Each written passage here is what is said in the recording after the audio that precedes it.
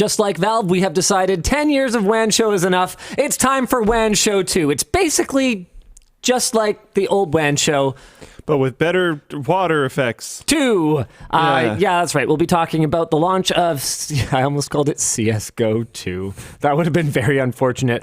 Also, Samsung has been experiencing a rash of monitors cracking. Just spontaneously cracking. We'll be talking about that. What else we got? What other news is cracking? Wow. My news is the most cracking. $2 million 0-day bounty has been posted by a group in Russia. We'll talk about that. And man, I really didn't want to sit here searching for topics, but I'm doing it anyways because I didn't think you were going to die. Usually you just take the main ones. I didn't think you were going to take CSGO. Yeah. Oh, it just screwed me up. You know what I actually do? I try to take whatever I think you would take.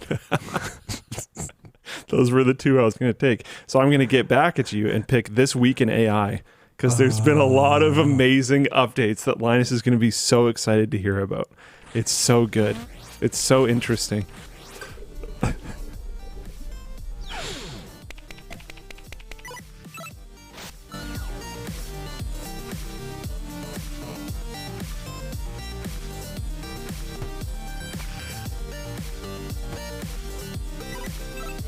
The show is brought to you today by SignalWire, Corsair, and UPDF. Why don't we jump right into our headline topic today?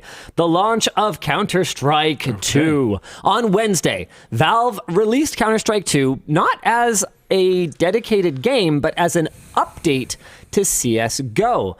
CS2 already has over 1 million players. I believe they've gone well past 1 million concurrents, but many have criticized the move to replace CSGO rather than offer the game separately.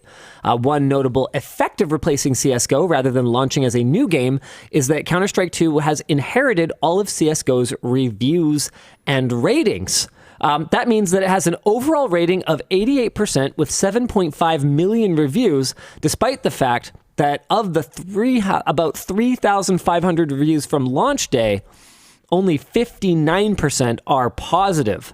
The game is free to play, but is also at the top of Steam's top sellers list, possibly indicating that Valve is already making a ton of money through loot boxes, and players have likewise criticized the game's lack of features that were present on CSGO, like left-handed mode, many popular CSGO maps, and macOS support. Have you played yet? I have. I assumed you would have. I'm gonna insert some stuff before I go. I like checking this. I've brought it up on stream before. Well, can we give a high-level overview of the game first, and then can you do your whole thing that you do with Starfield and Baldur's Gate 3 and now Counter-Strike 2? Yeah, it's going to be that again. So it's Counter-Strike, right? Yeah. We've been through, how many major iterations would you say there have been of Counter-Strike?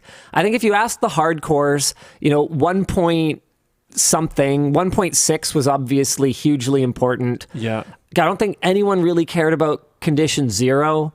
Source was sort of a mid. Yeah, I think it release. Was the 1.x. Yep. Source, Go, and now 2. Yeah. I think those would be the important steps. So Condition 0, we're going to kind of ignore. I don't think anyone cares. Did anyone care about Source? Because from what I can recall, the esports scene was all CS 1.6. A lot of it still stayed back, but people did care about Source. It wasn't Condition 0.2. People played Source for sure. Okay, fine, fair enough. Yeah. And then CSGO has obviously been by far the biggest. I think step after 1, I think. I think if you would take the size of gaming as it was in, what would that be? The early 2000s when 1.6 was the ruler of the roost, right? Relative to the size of gaming as a market, it was probably as big or a bigger deal than CSGO was towards the end of its life. But given how much gaming as a whole has grown, I think it's hard to argue that CSGO is the biggest Counter-Strike. I think that's fair. Yeah. Yeah, I think that's fair. So with that in mind, I would actually argue in that realm then that Go wasn't the biggest one. I'd say it was 1.6. Sure. 1.6 dominated gaming. That's what I mean. Relative to the size of gaming, 1.6 was 1.6 for sure. Sure. Yeah. 1.6 monstrous, but in terms of just actual size, right? Not relative to how big gaming is now. I think it's pretty clear CS:GO is the biggest Counter-Strike ever. So what is Counter-Strike 2? Well, we get the Source 2 engine, which is, I mean, the first major update to, okay, it's been updated, but this is the first integer revision to Source since, man, Source launched with CS Source, did it not? I think so. Or was it Half-Life 2? What's the first game with the Source engine? Chat, you're going to have to help us out here. Yeah. Unless we beat you to it. First game with Source engine is... Oh, lordy, my... Counter-Strike Source. Yes, it was. Back in 2004. Luke, it's been 19 years since the Source engine launched. Oh, God. That is amazing. So with it comes... Chat was saying Half-Life 2. With it comes a lot of more modern features, right? Like one of the big things that Valve talked about was way better volumetric effects, for example. Yeah. But I've already seen criticism of those volumetric effects saying that they alter gameplay in a way that is not pleasing to some of the players. So Interesting. Can you tell me about what immediately jumped out of the screen at you as better and what immediately jumped out as worse? And I'm sure chat's going to get in on this as well. This might be because I haven't played for a very long time, but the hitboxes felt different. For some reason, I felt like I had a significantly easier time than I normally do when I'm playing Counter-Strike picking heads. Well, you know they've locked in tick rate, right? Oh. So it's consistent. I wonder if it's something like that. I'm not sure what it was, but I could like think in my head, I'm just gonna, like at one point in time when I started kind of sniffing this out, I decided to only play with a deagle. Because I was like, let's see how well this goes. And I was just ripping heads off. Right. And I'm like, this isn't normal. Like I am okay at Counter-Strike, but I'm not that great. Can I propose an alternate theory? CS2 just launched. A whole bunch of people who haven't played in a long time or haven't played at all are sitting there being flopping fish in the barrel for you. Maybe. Bow, Maybe bow, that's it. Man, I'm good. Bow, bow, bow. But could be a little bit of that. But yeah, it was interesting. I felt like something was going on there. Maybe it was that. I don't know what it was. I didn't look into it at all. I don't care. But I noticed that right away. I personally love the smokes. I know smokes are a huge part of gameplay. I know like the really good players will know very specific, like stand on this pixel, throw at that pixel, it lands on this exact spot to perfectly cover blah, blah, blah, blah, blah. It's always been a really big part of highly competitive gameplay. Right.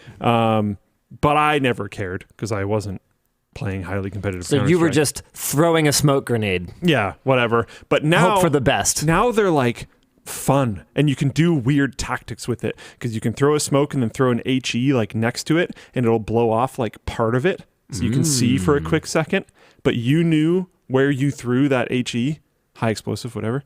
So like you can be ready and aiming at the spot that you know is going to clear, then it clears it and you can take out people through the smoke. Like I find the tactics of that to be more interesting than, every pro has just memorized 10 billion exact perfect locations to throw things to cover areas. And it also adds some counterplay to the players that didn't throw the smokes, because you can also throw a nade and then plan to push right when it clears. And like, it's just, things like that is very interesting. Yeah, Conrad pointed out you can shoot the smoke and it creates a little hole that you can see through briefly. Yeah, so you could have a like rifleman up front create a little zone for your opper to look through for a second and see if you can pick someone really quick. There's a lot of what I find to be very interesting playmaking mechanics in the new stuff that might frustrate extremely veteran players, but in my opinion will make the game more fun, more active, and potentially more dynamic, potentially more interesting to watch because of how dynamic it would be. So I'm interested to see how this will play out over time. Small correction, everyone was right. I only read the headline. Both? The Source engine debuted in October 2004 with Half-Life 2 and Counter-Strike Source. I thought it might have been. Hey, there you go. So yeah, I mean, so far it feels good to me and it feels pretty fresh. Now, I didn't look into anything. I just wanted to play it for myself and see how I thought about it. It's apparently called Subtick, and some people are extremely stoked on how crisp it feels, like you were. Yeah, it felt great. And the rest of the chat is a lot less stoked, and it's clearly a divisive issue. So what are the people saying? The people that aren't stoked on it, Subtick is garbage. So what's bad about it? Yeah, we want to know what's garbage. I have to confess, I haven't played. I have started Baldur's Gate 3, but I haven't played Counter-Strike 2. I want to talk about that too, but yeah, Conrad says Subtick feels awesome. I'm interested in, because like I can't say that I'm a Counter-Strike player. I got Global Elite, but in Wingman and with Joe carrying me. Okay. So I don't know how. No offense, but like. Yeah, exactly. I don't know what that means. I could probably hit Global Elite with Joe carrying me. I'll just be like, I walk out of spawn, immediately dead. Okay, Joe, kill them. It would be great when like, because so Wingman is a 2v2 game, so it would be great when Joe would die and I would kill both of them. And he's generally a very respectful person, but you hear so kind. You hear the undertone of surprise in his voice, and it's just like, come on, man. Oh wow, good job. Yeah, exactly. Nice. So funny. He's a genuine guy, though. Joe works customer service for Floatplane. He is genuinely the nicest guy. Like I've experienced the same thing. Yeah. Like there was one time playing Tarkov, like you guys were knocked or something. I managed to take out a guy and then like pick you guys up, and he was just like, not how Tarkov works, but whatever, something like that. It was kind of like that. Yeah. And he was just like, that was awesome. Like he's just genuinely happy. Yeah. But he was also very surprised. But you can hear it. You can hear it. You know what's going on. So yeah, I got carried there for sure. But like I'm saying is I've played, but we did that like years ago. Like yeah, I don't whatever. It doesn't play. knocked or whatever. You're bleeding out. It doesn't matter. The point is they were incapacitated in some way. We were out of the fight. I knew what he meant. Yeah, it's fine. Just don't worry about it. We weren't playing PUBG. Yeah, exactly. Okay. Jeez. But as someone who doesn't play Counter-Strike but has played quite a bit, I have a few hundred hours in Me too. It's amazing how bad I am. I liked it a lot. The Subtick or whatever it was felt great to me. I'm sure there's people who actively play that don't like it for whatever reason. I don't know what they are, but it felt great to me. I really, really like the smokes. Mm-hmm. No one's giving a good reason to not like it so far. And Poisons in Floatplane chat says, I actually like it too, but I think people are mad that it's different and they spent so much time to learn the old one for nothing. I gotta say, that's been one of my biggest problems with Counter-Strike. It's a game that I've always wanted to love, and I, like I said, have put a significant number of hours, and probably not hundreds, but I've put a significant number of hours into, and I used to stream it. I have never managed to really crack it. Like, I think you've played with me a couple of times. I know my way around some of the most iconic maps, and I kind of know where someone might be likely to pop their head out or whatever. But beyond that, I don't find the rote memorization of how to play this situation very interesting personally. I prefer a more dynamic, slower time to kill FPS like a Halo over something like a Counter-Strike. And I do kind of wonder if this is going to change it for me a bit. Maybe I would actually prefer this, because one of the things that drives me most crazy, or has driven me most crazy about Counter-Strike, is I'd be sitting there at my good computer with my good internet connection, lining up someone's head in my crosshair, pulling the trigger, and it's like, nah, dog. I feel like that person should be dead. When they're moving this way and you're moving that way, you have to aim like up and to the right of their head, and then you have to draw a 7 or like an upside down 7 with your mouse. And I realize that the recoil thing, Valve is never going to change that. Yeah, I was going to say, I'm pretty sure that's still a thing. Is just always going to be an element of Counter-Strike, no matter whether people like me who feel like that's stupid, like memorizing a pattern so that you can just put every single bullet down the last hole that you shot, and then everyone else, it's just scattered all over the place. That's actually not how guns work.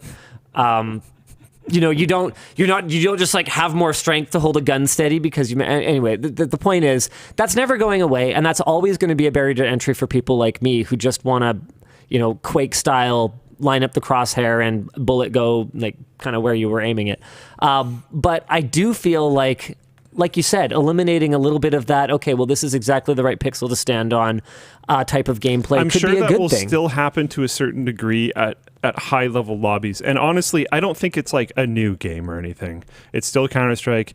The map that I was playing on was Dust 2, just like it's been forever. There's some changes compared to like old school Dust 2. Like you can't aim from T-spawn all the way through CT doors anymore because there's that block there. But you can just jump over the thing and then you can see it anyways. I don't know. I don't think it's a fundamentally different game. I just think of the things that they could do to make it interesting and fresh, I really like what they did with smokes.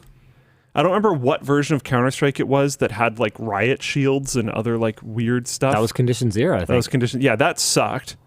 So it doesn't feel like that. Tell me how you really feel. That's just dumb. Was it Go? No way. Luke hasn't played Dust 2 since that update. I have. I was just saying like it's, I don't know if Linus has. Maybe I'm wrong about that. People are saying it was 1.6. 1.6 had riot shields? I don't know. Yeah, it shows you what I know. I don't know. I know I started playing pre 1.6, so maybe that's the case. It was amazing watching the two different chats, watching Floatplane and Twitch chat, and their different reactions to me talking about recoil management in Counter-Strike. Floatplane's just like neutral or, yeah, that kind of makes sense. Twitch chat's like, get good. Memorizing shit is not being good. That's memorizing. That's not actually skill. That's memorization. I've never been a fan of the recoil pattern thing either. No, man. It's like, from my point of view, recoil is supposed to be recoil. There's supposed to be an element of randomness to it. People gamed that, right? Like that's to me, fixing that is patching a glitch. It's like in a high-level RTS, if there's a particular, path that you can follow with one of your characters that makes it travel faster from your spawn so that you can rush the enemy's spawn like really, really fast with a Zergling or something. And it's by memorizing something, you can go a little bit faster. It's like, yeah, that should just be patched though. Like, I'm sorry, I don't agree. I think there's some counterplay because being able to employ the expertise of following that pattern while also needing to move and being under the stress of being shot and stuff like that is the argument for the skill. But then you could make a similar argument for burst fire or for, squatting or going prone or whatever the case may be. Like, it's just, that's the particular skill in Counter-Strike, and it's not one that I find appealing. It doesn't interest Linus, which is fair enough. Yeah, I'm not a fan of it either. I understand it. Yeah, I'm not going to sit and practice something that is only applicable to one game. Squatting, crouching, whatever, they're the same thing. It all just depends if there's an opponent under you. Okay. What I will show is this thing that I like: the most played top 100 games by current players. Counter-Strike is currently sitting at over 700,000 and peaked today, which isn't the release date, at 1.3 million. That is freaking wild. That's huge. That's actually crazy. What was the actual release date? It was like Tuesday or something, wasn't it? CSGO to release date. I sent a screenshot to one of my buddies, September 27th. So where's my calendar? It's Friday. Yesterday, so Wednesday. I sent a screenshot to someone, I remember who, but I was like, guess Counter-Strike released. There's some achievement that you get for like opening the game. And I clicked on Counter-Strike 2, whatever, on my games list, and it shows like all the people that have recently gotten achievements, and it's just like, boom, like everyone on my Steam list had this achievement for opening the game. I was like, wow. Did I just say CSGO 2? Man, that's going to be really annoying to get used to. That's amazing. By the way, Migor brought up a really good point in Floatplane chat that validates my point. Predictable recoil patterns allow for macro cheating.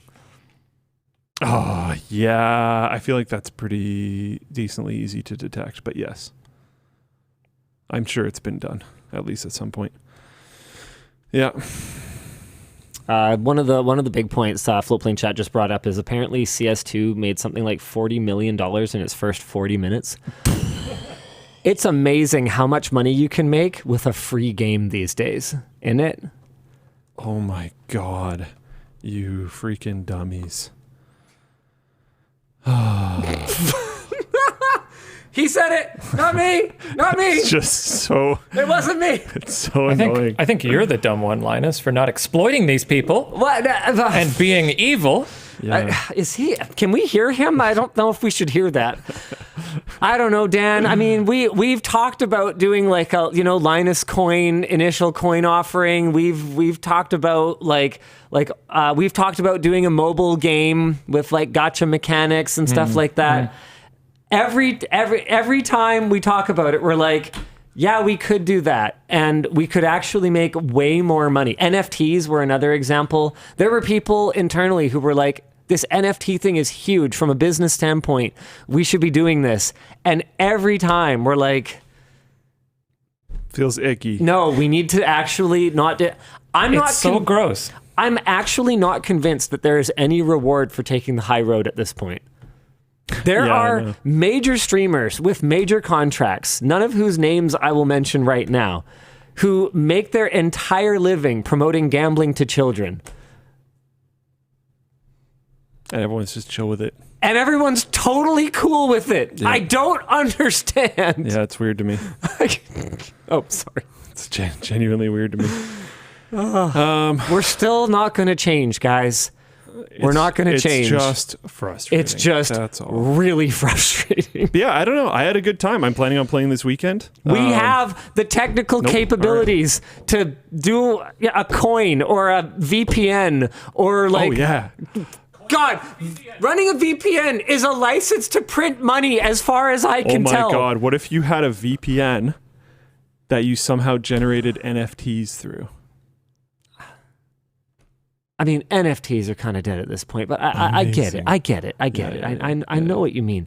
I just... Okay, so hold on. There was a... I'm dragging us back. Do it. Oh, interesting. One notable effect is of replacing CSGO rather than launching a new game is that Counter-Strike 2 has inherited all of CSGO's reviews and ratings. Oh, I talked about that already. Yeah. But to show it, it says this means there's an overall rating of 88%, despite the fact that 3,450 reviews solely from launch day are 59% positive. I did read this paragraph. I know. He's going somewhere with this. That being said, Yes. the all-time, I think that may have shifted since launch day, is my point. Oh, yeah, okay. Because the all review, I'm not certain on this, but the all reviews says 88% positive, and the recent review says 80% positive. That is 150,000 reviews within the last 30 days, which is that is absolutely crazy. wild. I don't know how they figured out. Like, these are the things that came in just on launch day, you know? Valve knows how to game their own review range. system. LMAO. Yeah, love it. Oh. Hilarious. Specific date range. And Casey or Herp J1, yes, we know about deeper networks. We actually have some of their hardware in office. I wanted to cover it, and my concern in covering it is that we just don't know enough about exactly how it works today and, more importantly, in the future. And I don't think that any review that we could complete in a reasonable amount of time would shed enough light on any of that. So we ultimately made the decision not to cover it. It's possible what they're doing is, great and makes a ton of sense, but we are not planning to cover it at this time. Okay, sorry. I'm going to bring us back for a sec. I'm going to show my screen. Please do. I was able to open this tool, which actually has a lot of features, which I didn't realize how in-depth the review feature was on Steam. But this right here, September 27th, that's the launch day, I'm pretty sure. Oh, wow. I didn't actually mean to highlight that. I didn't realize you could be like, I want to see all the reviews from just these days, and then it would load them down here. That's pretty cool. That is so cool. So I'm going to do that, actually. And if I grab just these, showing 14,000 reviews that match filters above, mixed. 69% of the 14,146 user reviews are positive. So recent is clearly longer than 3 days. And it got 30. It's 30 days. Yeah, there recent you go. is 30 days. And it seems to have mostly gotten hammered actually the day after release on the 28th. When people actually got a chance to play it. Yeah, there was Interesting. There was 11,500 and then 11,600 positive Or when they started reviews brigading. back to back. I feel like it might be that. The first day, because the first day had 11,500 positive reviews, and then it only had 2,000 negative. But the second day it got hammered, and then the third day it's kind of equal distribution to the second day, just as many negatives as percentage-wise, because there isn't as many positives either.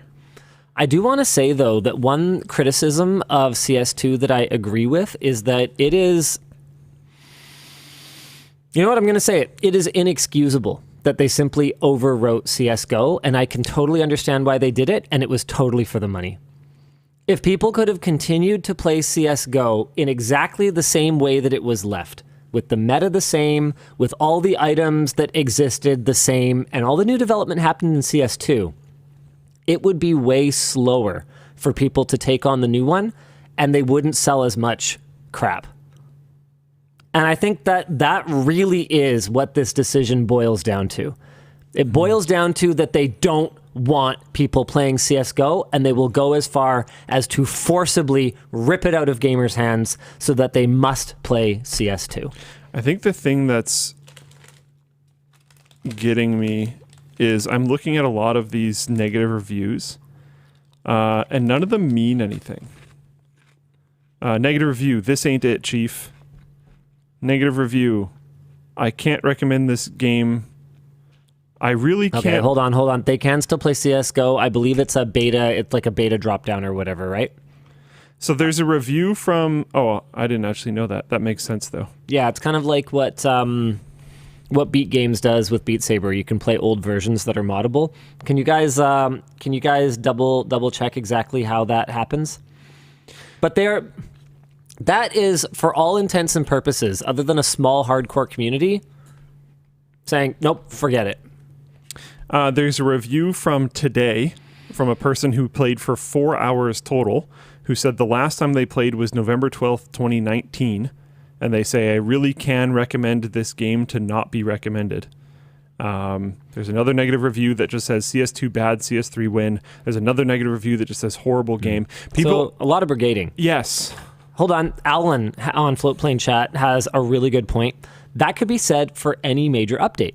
You're ripping the previous version out of people's hands. And I forget whether this was in relation to CS2 or whether it was just an unrelated article, but I read a really good argument about that recently that did pretty much amount to that. Yeah. Steam, on the one hand, is amazing. It did for gaming what Netflix did for TV shows. Like, it made it so that people are actually willing to pay for games, which helps developers make money, which helps the gaming industry be vibrant and grow. Like, this overall, Steam is a positive thing. It's DRM, but in a way that is mostly palatable. But one of the things that it does that is both good and bad is force your games to be updated all the time. There are a lot of reasons why I might want to play an older version of a game, whether it's that the older version is less buggy, or whether it's that the older version is more buggy. Maybe there's a particular, speed run that I want to attempt or something like that, and that's been patched out of the game or whatever else. This whole games as a service where they just slowly evolve. I mean, okay, Fortnite's a perfect example of this. What is Fortnite? At some point, wasn't it like a single player game?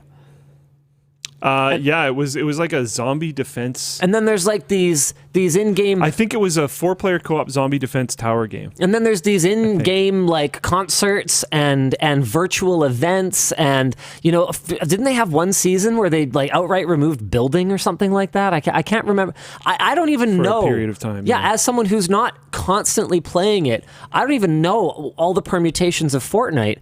But what it is clearly to me is a way to keep you absolutely hooked all the time so that you don't fall behind the meta. And as someone with kids and who runs a business and who just kind of has other things going on, I mean, I think that's If I had to guess, I'd say that's a significant part of the perception that Fortnite's for kids, because who other than kids has time to keep up with that stuff? Some people do. Some people are really, really into gaming, and that's totally cool. That's your thing. I happen to be really into some other things, and for me, gaming is something that I jump into. Apparently there's build and no build game modes now. That's cool. I would prefer the no build. I was actually very interested in Fortnite and had linked it to a bunch of my friends and was following its development before it became a battle royale. And then when it became a battle royale, I was like, oh, I don't care anymore. But I was interested in this, like, hey, there's a co-op like tower building, base building defense game. That sounds cool. I found a review that I think is pretty good. From King Muffin. Luke Clap. Here we go. What was the point of releasing this? A large amount of features and modes that were in CSGO are just gone. War games and most of its associated maps are removed. All the local Ts and CTs are missing, even the ones they remade for Dust 2 and Nuke a while back. Danger Zone, the mode they added before they went free to play, is also just gone. The loadout system is odd and a bit pointless. Why would I ever use a PP Bison or a sawed-off over any other SMG or shotgun? It just made these guns you would buy on a whim utterly useless, since they now take a slot where an objectively better gun could have been. The M249 has now become even more redundant. Also, any previously downloaded matches are gone, so now you can no longer watch them. Isn't the game supposed to be a sequel/update to CSGO? Why are there 0 new maps or weapons? I'm sure in time they'll add back some of the missing things I complained about, since the baggage is literally featured in a screenshot on the store page, but for now, it's seriously lacking. And that, I think, hits the points better than most of these other comments. It's like when I'm looking at the game personally, I don't really play, so I'm not noticing these things that are missing. The only thing I'm noticing has a cool update is smoke. Other than that, it's just Counter-Strike. Some people are taking issue with some of the points from that negative review. You can apparently play back your, it says demos, but I think what you mean is like previous matches. Yeah. With the beta. I'm like, yeah, but that's... You shouldn't have to do that. Kind of a hassle. Like, I think that a lot of the time our audience might forget or not realize that for an average user, anything beyond the big green button that says play doesn't exist.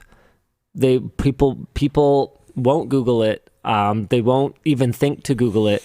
CSGO is just CS2. Now, do I have all my skins? Oh, thank God. Okay, I am playing my game now. And so I can see it. I can see it being frustrating for people, but Chris K in Flipplane Chat said CS2 overwriting CSGO is to port over CSGO bans. They had to do this because banned accounts items get locked and unsellable and untradeable for good, and the items all get ported over to CS2. That's a if that's what they've officially said, that's a bad excuse. There are definitely ways to solve that. Can we just be thankful that even if Valve, who still have their reputation as good guys, in spite of the fact that they definitely microtransaction the crap out of things, is not the only one succeeding right now? Larian Studios, dude, giant middle finger to microtransactions. Dude, there are no microtransactions, none, and like.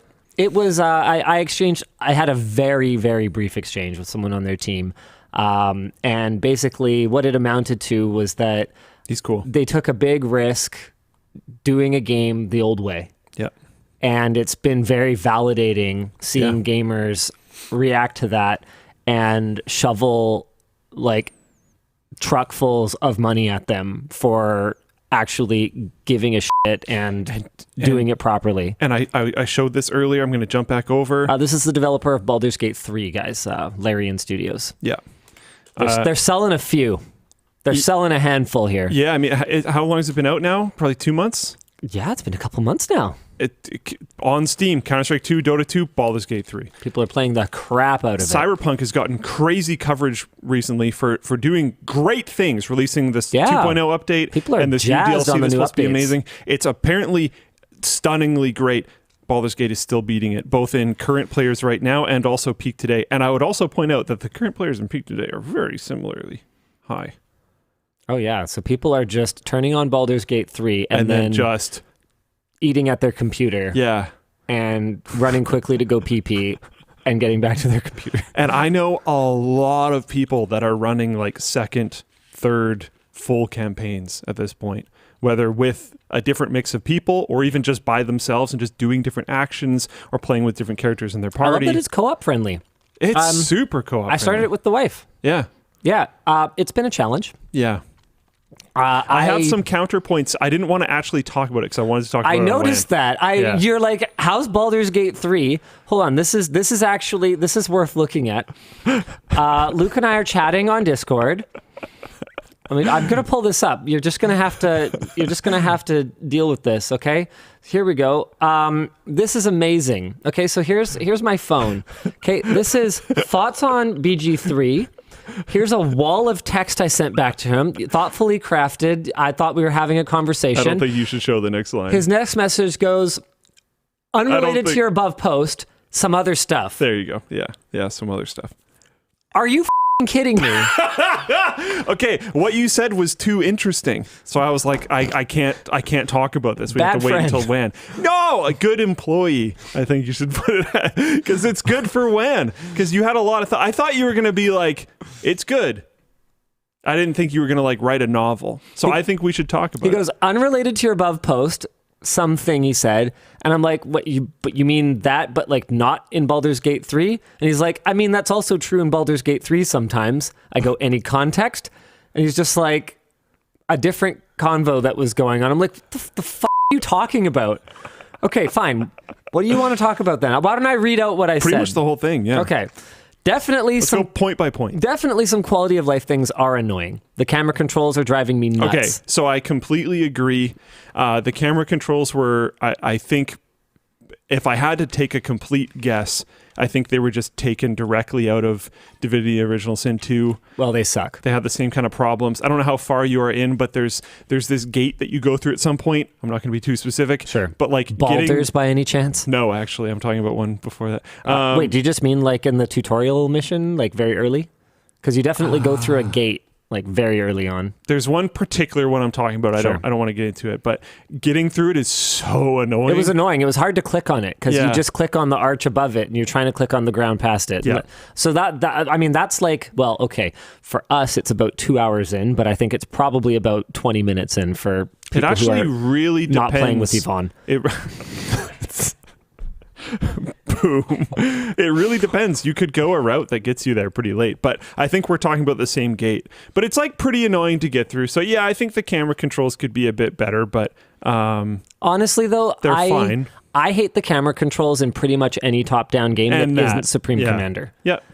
Once you use what they call strategic zoom, is what they called the camera controls in Supreme Commander. Once you use anything else, once you use that, everything else seems just designed to frustrate you. Yeah. It's amazing. With the scroll wheel, you can go in pretty much an instant all the way out so that your entire screen is the entire area map with, fog of war or unexplored areas covered as applicable. And then every playable anything or every character, every unit is like represented by an icon that just shows you what kind of unit it is and what tier level it is. And then you can go from there. You can just flick your wheel.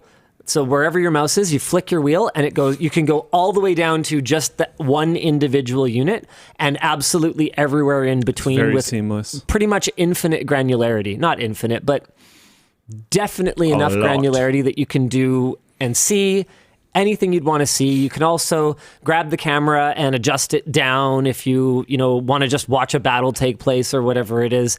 It is a spectacular It's really good camera. And so for something like Baldur's Gate 3, I am constantly like, what if I wanted to see more than a dozen steps in front of my character right now? But what if I didn't want to zoom out? Yeah. I wish I could zoom out, and even if they're like part of the tactical nature of the game is that you can't see that far or whatever, just fog a war it or something. Yeah, I don't. But let me zoom out. Yeah, especially because a lot of the time there is no fog of war excuse for it because I have a character over there. I just don't happen to have that one selected right now. So no, I don't actually. No, I don't buy that at all. Like Anno 1800 didn't have a far enough zoom out at launch. And the reason for it was just that it was a really demanding game and they had performance concerns. So because that team has done an amazing job with that game, by the way. They've built so much content for it. Huge labor. Expansion packs, but not like... The tactical view, I don't think is exactly what he's asking for. Microtransaction sort of crap. And so basically, they listened to their players and they built an extended zoom out. And they're just like, when you click it, it just says, hey, this may have a performance impact. Boom, problem solved. You can see so much more of the map and you can comfortably tactically manipulate things. I find it very frustrating. So do you know about the tactical view? No, I haven't used the tactical view. Okay, so that can help. I still don't like it for things like getting through the gate that we were talking about. Sure. But it definitely can help, for sure. It gives you like a more combat-styled top-down vertical view that has more of a... Yeah. That's still not far enough. Yeah. Not even close. Yeah, that's what I was saying. It can help, but it doesn't solve I need to be able to see to... Oh, that is BG3. Like, I thought that was Divinity for a second. Here. At least. Like right now, this is one movement and change. Mm-hmm. That's nothing. Yeah, I wish I could see a little bit more. Yeah, definitely. Okay, keep going. All right. I want to invert the middle mouse button camera drag. Didn't see an option for that. Need to look into it more. Is there a way to do that? Yeah. It's driving me absolutely crazy. So I hold middle mouse to move the camera around, and I want it the other way. I wouldn't be surprised. There's probably a mod or something. I was going to say, there. I just looked it up. There are currently 2,200 mods for Baldur's Gate 3 on Nexus. Yeah, so I said, I hadn't looked into it at all. I bet you there's a camera zoom one. I wouldn't be surprised. I said it was couples gaming night, so I didn't want to tinker with dumb stuff like that. Otherwise, I would spend all of couples gaming night tinkering with the interface of my game and us doing absolutely no gaming together. Yeah, Jean-Luc, he wants to invert that. He knows that that's how that works. He wants to invert it. Yeah, I want to invert the horizontal, the x-axis movement. Lack of a tutorial is kind of stupid, IMO. Apparently they have addressed this and it increases playtime, but... Okay, I didn't know they had addressed this. I was going to say, the tutorial thing is always really funky because I feel this way with Starfield and BG3, but there was an era, I'm going to guess, but I have no idea, 5 years ago, where everyone was raging at games for having these like way too ridiculous tutorials. Sure. I find in a lot of shooter games, having any tutorial just annoys me. Yeah, that's fair. Obviously, Control or C crouches. Obviously, fire is left click. Obviously, I do all these various things. Counterpoint. Not obvious to everyone. I've played Dragon Age Origins, and that's it. Anytime I've tried to do a more hardcore Dungeons and Dragons game, whether it's KOTOR or whether it was Neverwinter Nights 2. What was confusing to you about the Dungeons and Dragons portion? Because... Well, no, hold on. I'm not done yet, though. Okay. So I've played Dragon Age Origins, but I have never made it into like a hardcore D&D game. So there's a ton of stuff that wasn't intuitive to me, and I just didn't know. Like what, though? So, for example, I wasn't sure what the orange bar on the right side next to all your characters. It's how much movement you have remaining on your turn, but I just had to infer that. And that was annoying because I was spending a bunch of my time figuring out stuff for myself while also answering questions for someone who, unlike me, has never touched a role-playing game at all. Right. And so if one of the features of this game is co-op, I think that there's an expectation. Look at It Takes Two.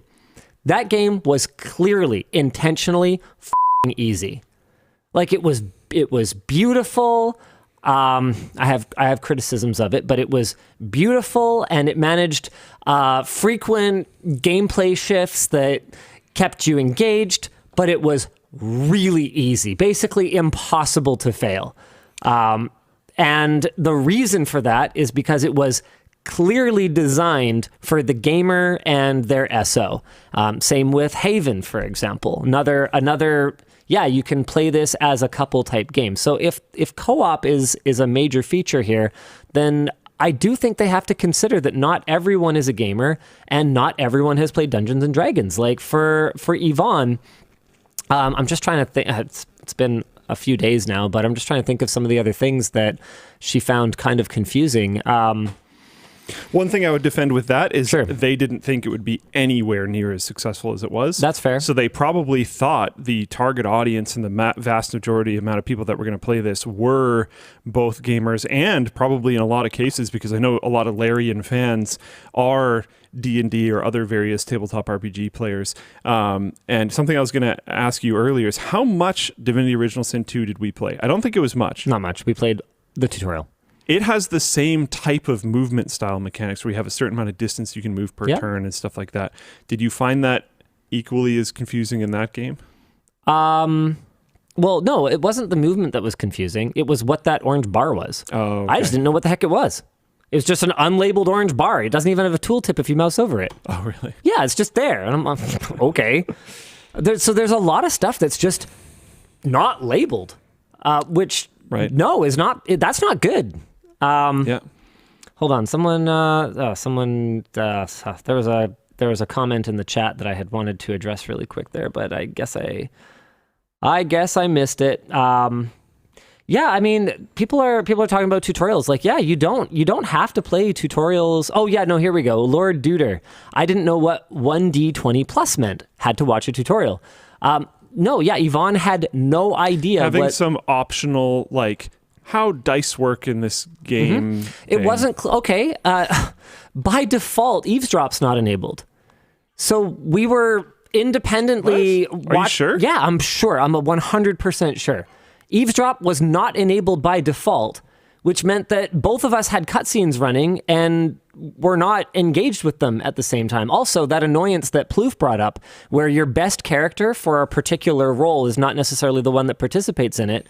Apparently, there's some way to solve that. Sure, but when you're playing in co-op, whoever initiates a conversation... How can you not solve it? It doesn't seem like it. So there was one where we tried to... where there's like a dead mind flayer or something, or dying mind flayer.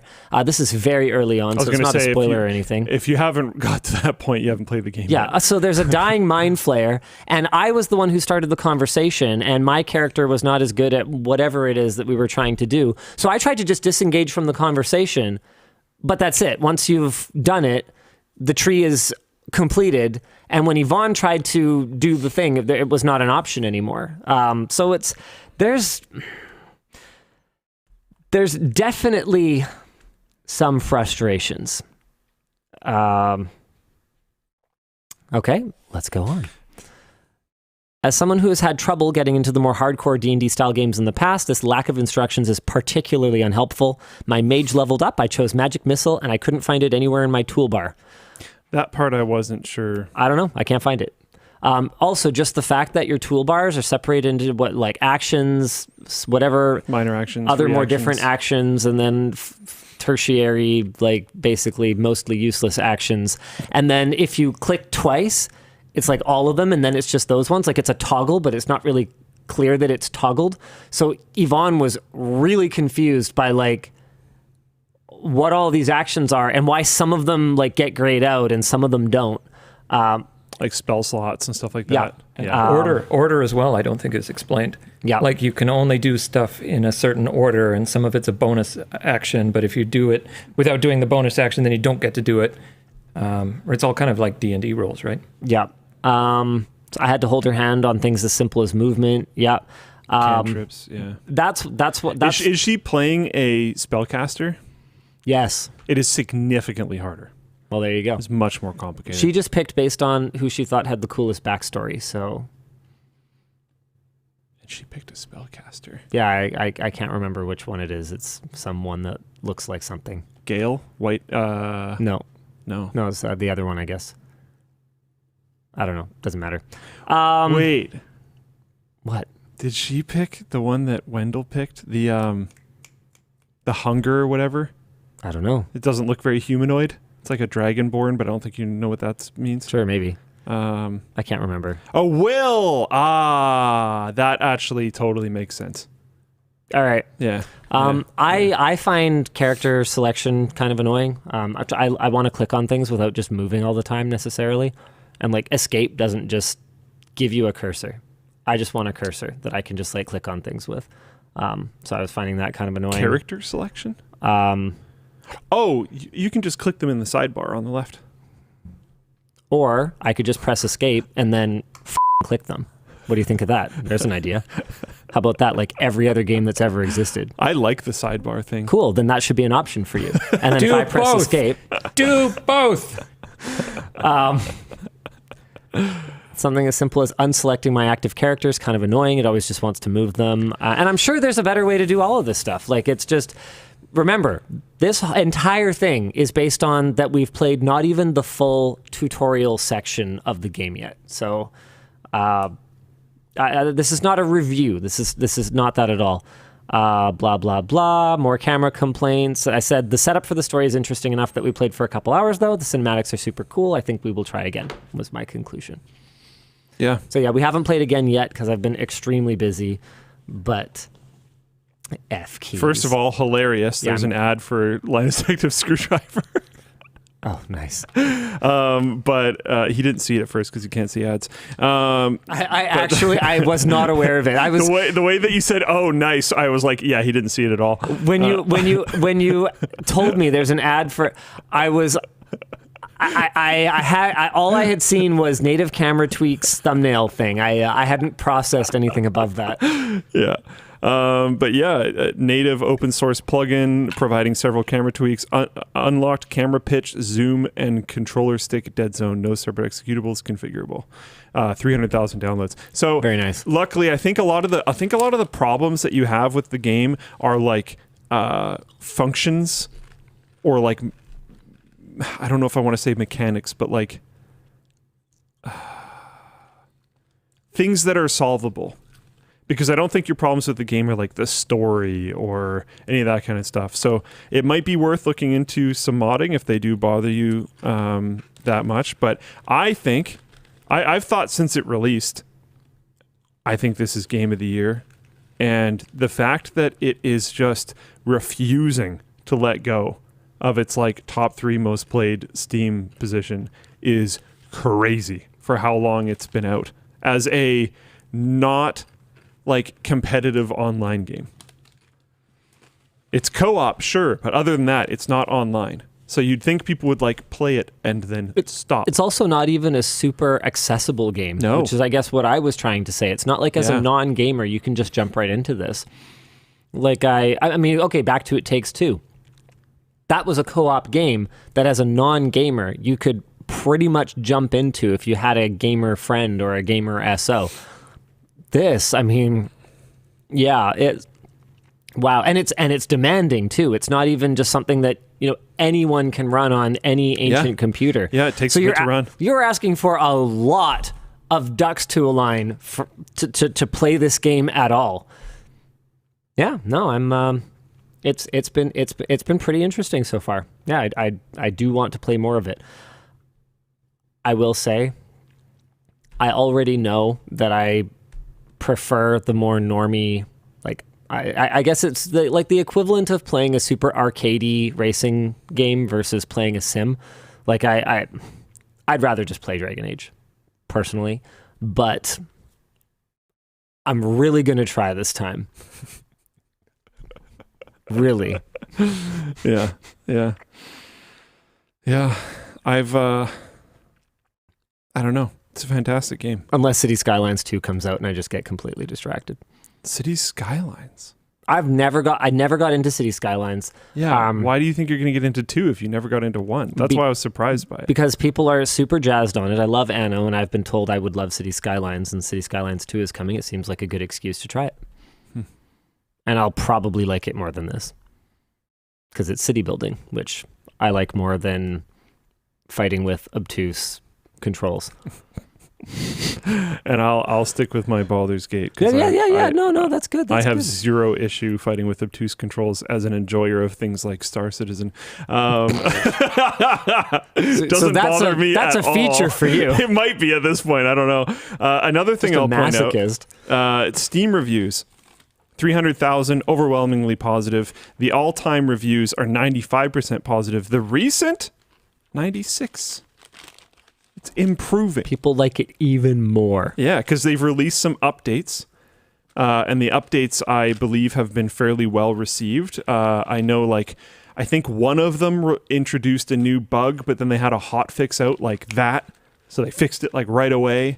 They've even released updates that fix things that people pointed out that they didn't like very much, narratively. They changed potential stories and stuff to make it better. It's whoa, that's pretty cool. Wow, interesting. I think there are an insane amount of potential paths they could take with things like DLCs. And I think, honestly, if they didn't do content-based DLC that at this point, crazy. That would just be stupid. They would actually be crazy not to do that now. They should absolutely release content DLCs for this game. And honestly, make it decently big and charge some money for it. No, I could easily see $39.99 easy for here's another land to explore. Another act, because the game's in 3 acts or whatever. If you release a 4th act, holy, I don't know. I would kill. But yeah, Larian's been awesome forever. I have a record from Divinity Original Sin 2 that's signed by a whole bunch of the developers, and I've been a Larian enjoyer for a while now, and I'm very happy with them with the success of Baldur's Gate, and it's wild to me that it's still so incredibly a Larian successful. Enthusiast. Yeah. We should explain merch messages. Yeah. If you guys want to interact with the show, the way to do it is merch messages. We don't do Twitch bits or super chats or anything like that, because the way we see it, if you guys are throwing money at your screen, you should get something out of your screen in return. Say, for example, one of these new Technicolor Keys desk pads. This is a really cool design from the team. It was Lloyd who worked on this one. Let me just have a quick look here. All right, you know what? Luke's going to open it. Hey, good job, Luke. So all you got to do is go to LTTStore.com, and in the cart, you will see a little box whenever we're live. You can fill in a merch message. It might go to producer Dan. There he is. Sorry, Dan. There you go. Go ahead and wave. Sorry, Dan. It slipped on the button. It's so bad. So it'll go to producer Dan, and it'll either show up down here, or he'll type you up a little reply, or he will curate it for me and Luke to talk about later. I have this one really persistent. Do you remember that person who sent two $50 super chats in the same WAN show, or $100 super chats or something like that, insisting that we find a way to do super chats instead of merch messages, because he actually dug up my email and also emailed me his whole persuasive argument for why we should allow that, because he doesn't want more stuff. He's at a point in his life where he doesn't want more stuff. He just wants to send us money. And I was like, gift cards. Yeah, we have that. You can just buy gift cards on LTT Store, and then you can not redeem them. If you do happen to want stuff, well, then you have the gift cards already. Yeah. Or if you just want to throw money at us, we really do insist that we give something back for it. So you could just buy gift cards and then dump the code in the chat for all I care, and then someone else could use it. Yeah. That's an idea. We just think people should get something for their money. Why is this controversial? Yeah, I like it. I think it's good.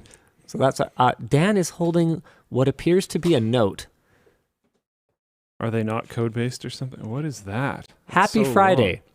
Creator Warehouse received some loafly samples that we figured would be fun to debut on WAN. Lloyd worked on these adorable bread plushies.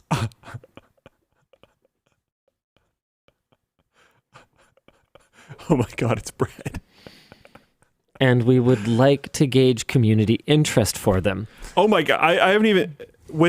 I'm touching the bag on the outside. These are so soft. There are 3 different styles, each with 2 size options. Loaf. It feels like dough. Have you felt these? Do you know about these? Feel this. It's very soft. Wow. Loaf, bun, and baguette. Wow. Maybe you guys could help us narrow it down to one size and style. I'm assuming that's baguette? I think that's loaf. Bun? I think so. Yeah. See if you can find a longer, skinnier, Smaller bun? en français one.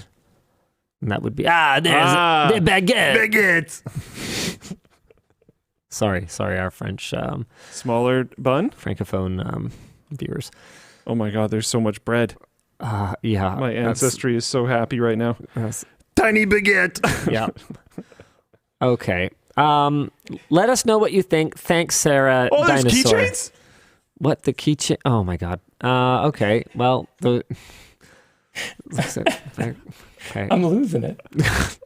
Oh, the keychains. This is amazing. All I didn't know those were in there. I don't know what's going on. I don't know. Luke, do you want to just do a community poll and we'll just make whatever one they all vote for? There was what did she mention as well? They were considering doing another bread. one that was a headrest, and they're calling it the bread rest.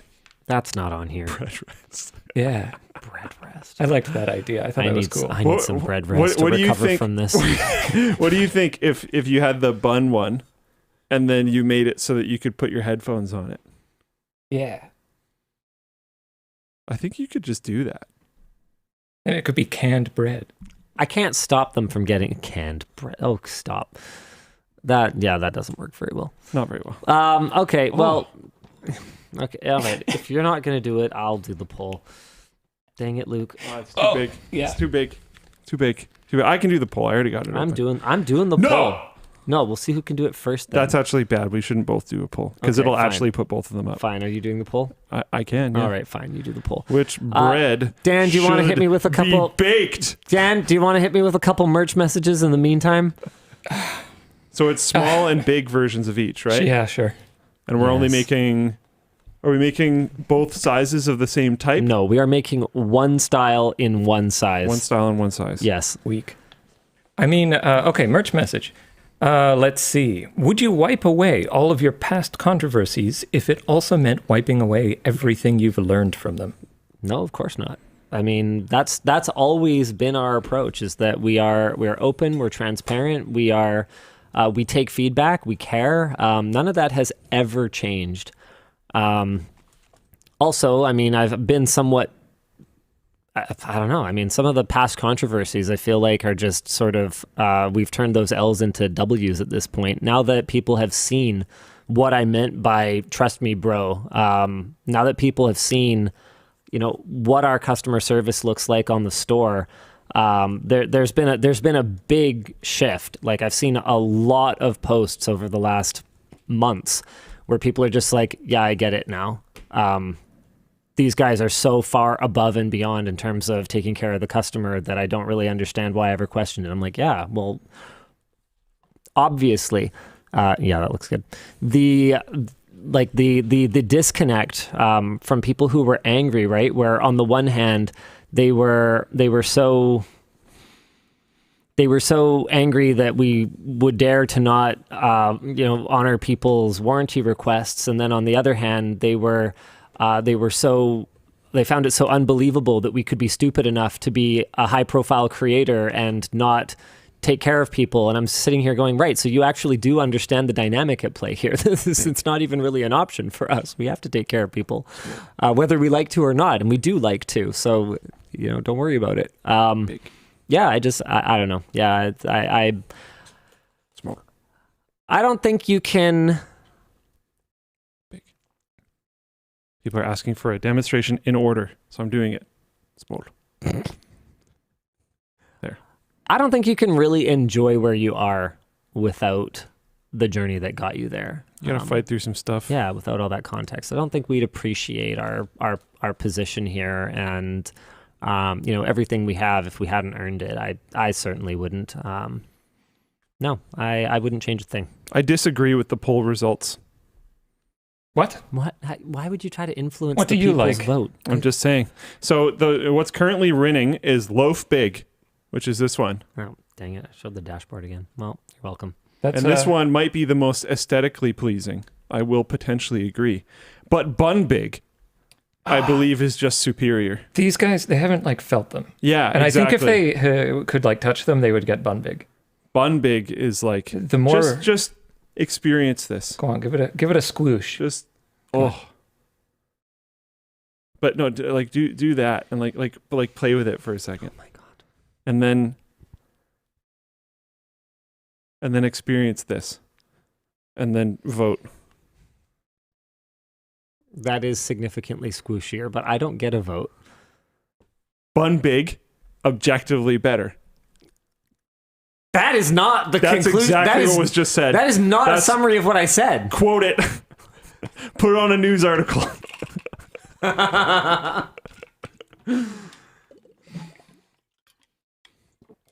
You guys are hilarious. You know that, right? All right. You'll just have to make both. Okay, next message. I don't know. Greetings from Finland. As a fellow northerner, I frequently get frustrated by lower temperature limits on tech like phones and electric cars. Any personal experiences dealing with the big freeze? Yeah, I mean, of course. Not with my car so much. I would say on the Volt, it was more of an issue for me in the winter. Like the Taycan has more than enough range for me day to day, so it just really doesn't matter. I have a charger at home, I have a charger at work, and I never go anywhere. So to and from work, or maybe I drive to badminton or something like that, I never come even close to running out of range, even in the winter. But on the Volt, my on battery range was like 60% of what it is in the summer. So yeah, I would sometimes end up burning gas when I in the summer wouldn't have to, just with my daily commute. But I mean, I'd say the more obnoxious one is with my phone. Like on a particularly cold day, the last thing you want is to be, outside calling an Uber or looking up a bus schedule or something like that, and your phone's like thermal shut off, or like you have 8% battery left, and it's just like, boop, nope, the voltage dropped too low, even though like the juices are still in there. Yeah, no, it's pretty frustrating, but that's one of the things that we're hoping that our more extensive testing in the lab, once we've got everything ramped up, which is still going to take a lot of time. Once we've got everything ramped up, that's the kind of thing we're hoping to address. Like, yeah, who has great battery life? Right, but who has great battery life when it's chilly? We're in a great position to be able to answer that. It's just going to take some time. It's an interesting question because, my girlfriend can make it to work in the summer just fine on just battery, but can't when it's really cold out. Knowing that before she bought the car might have been interesting. I don't know if it would have changed the decision, but it would have been interesting. I don't think so either, because I tried to change that decision. Yeah. I mean, I'm not going to throw anyone under the bus plenty time, but I told you to get a Volt. She likes her car. It's done well. Good. Yeah. I'm glad. Yep. Oh my goodness. New poll with the top 3 winners to clarify results. Yeah. Clearly nobody wants the small ones. Yeah. Should I just do that?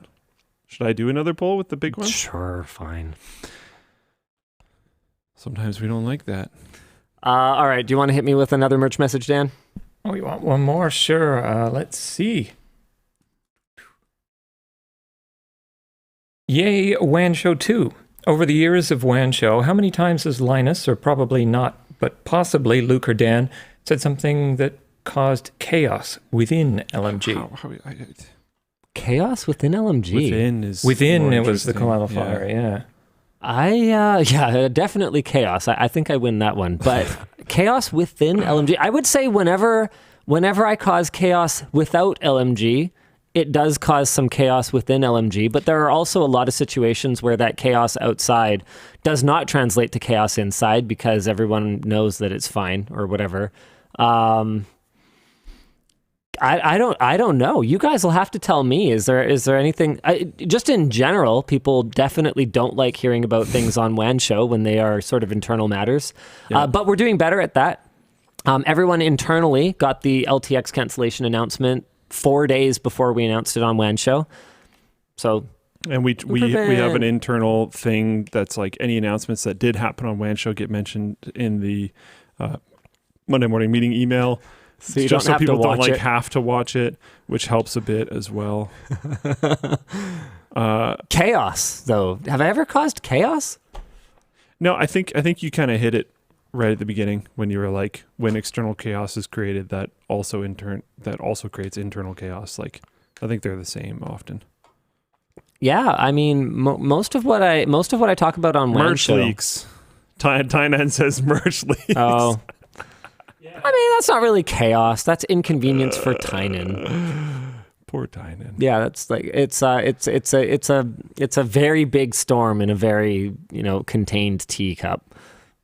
The Tynan teacup. That's my nickname for him. His name's Tynan, so he's teacup. Really? No, not at all. I was like, completely made that up on the spot. Okay. That's not a thing even a little bit. Yeah. Yeah. Other people are agreeing with Tynan. Yeah, but because I think that teacup Sebastian's might be the entire... from his department. Yeah, but it might be the whole building. Yeah, he's also just might have his bros back though. Maybe he hasn't experienced any of the aforementioned chaos. Who knows? Yeah, and knows? Sebastian should be Team Sebastian with me. Oh. Yeah. Come on, Sebastian. Yeah. Be a Sebastian bro here. Oh God, Elijah's in here too. Why do people who work here? Don't you guys get enough of me? I wouldn't watch. You gotta WAN watch Show. WAN Show. I'm glad I don't have to watch the WAN Show. Dude, back in the day, I've got so many other things to be looking at than you guys. we've talked about this before, but back in the day, we would take turns and we'd do the WAN Show. Then we would have to watch the whole thing and do timestamps for it. It was horrible. It was the worst. And then you don't want to watch it, so your brain's going to wander. And then you have to go back and watch that section again. It was so bad. Off topic, talking about bread again. Yeah. I probably influenced the vote too much. Which is one of the reasons why I wasn't sure if we should even do it again. Because people definitely voted bun. Bun is the most comfortable and nice to like touch and play with. You heard it here. He's an ass man. By two.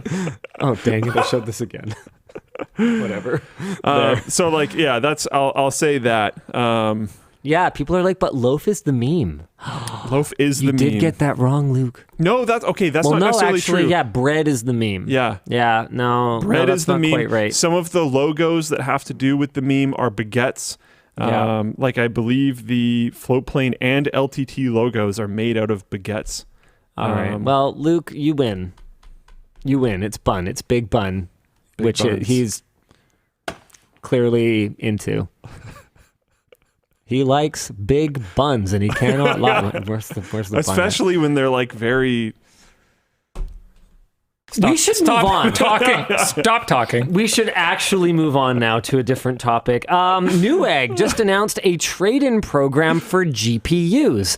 I have no idea if it's any good. All I did was link it to the WAN Show team and say, Newegg trade-in program GPUs, I curious. So I'm going to read this now for the first time. Newegg's trade-in program for used graphics cards soft launched earlier this month, but not officially announced. I think now officially announced is what they meant. How it works. Newegg first estimates the trade-in value of a user's graphics card. The lowest estimation is $30 for a 4 gig Radeon RX 5500 XT, and the highest is $561 for an RTX 3090 Ti. Now, I'm not an expert on buying used things. JK, I'm pretty good at it. But those do not seem like very good prices. This feels like EB Games scamming. Yeah, it is, basically. So if you want to be lazy as heck, you can just get hosed on the value of your item. Hold on a second. Let's just... Okay. So used 3090 Ti's are worth more like... Okay, here's one that went for $800. This is as is. Ignore this one. What? Brand new. This. What is this? Those are Skazams, I think. Yeah. Used. Okay. You didn't even list the gigs right, though. Come on, brother.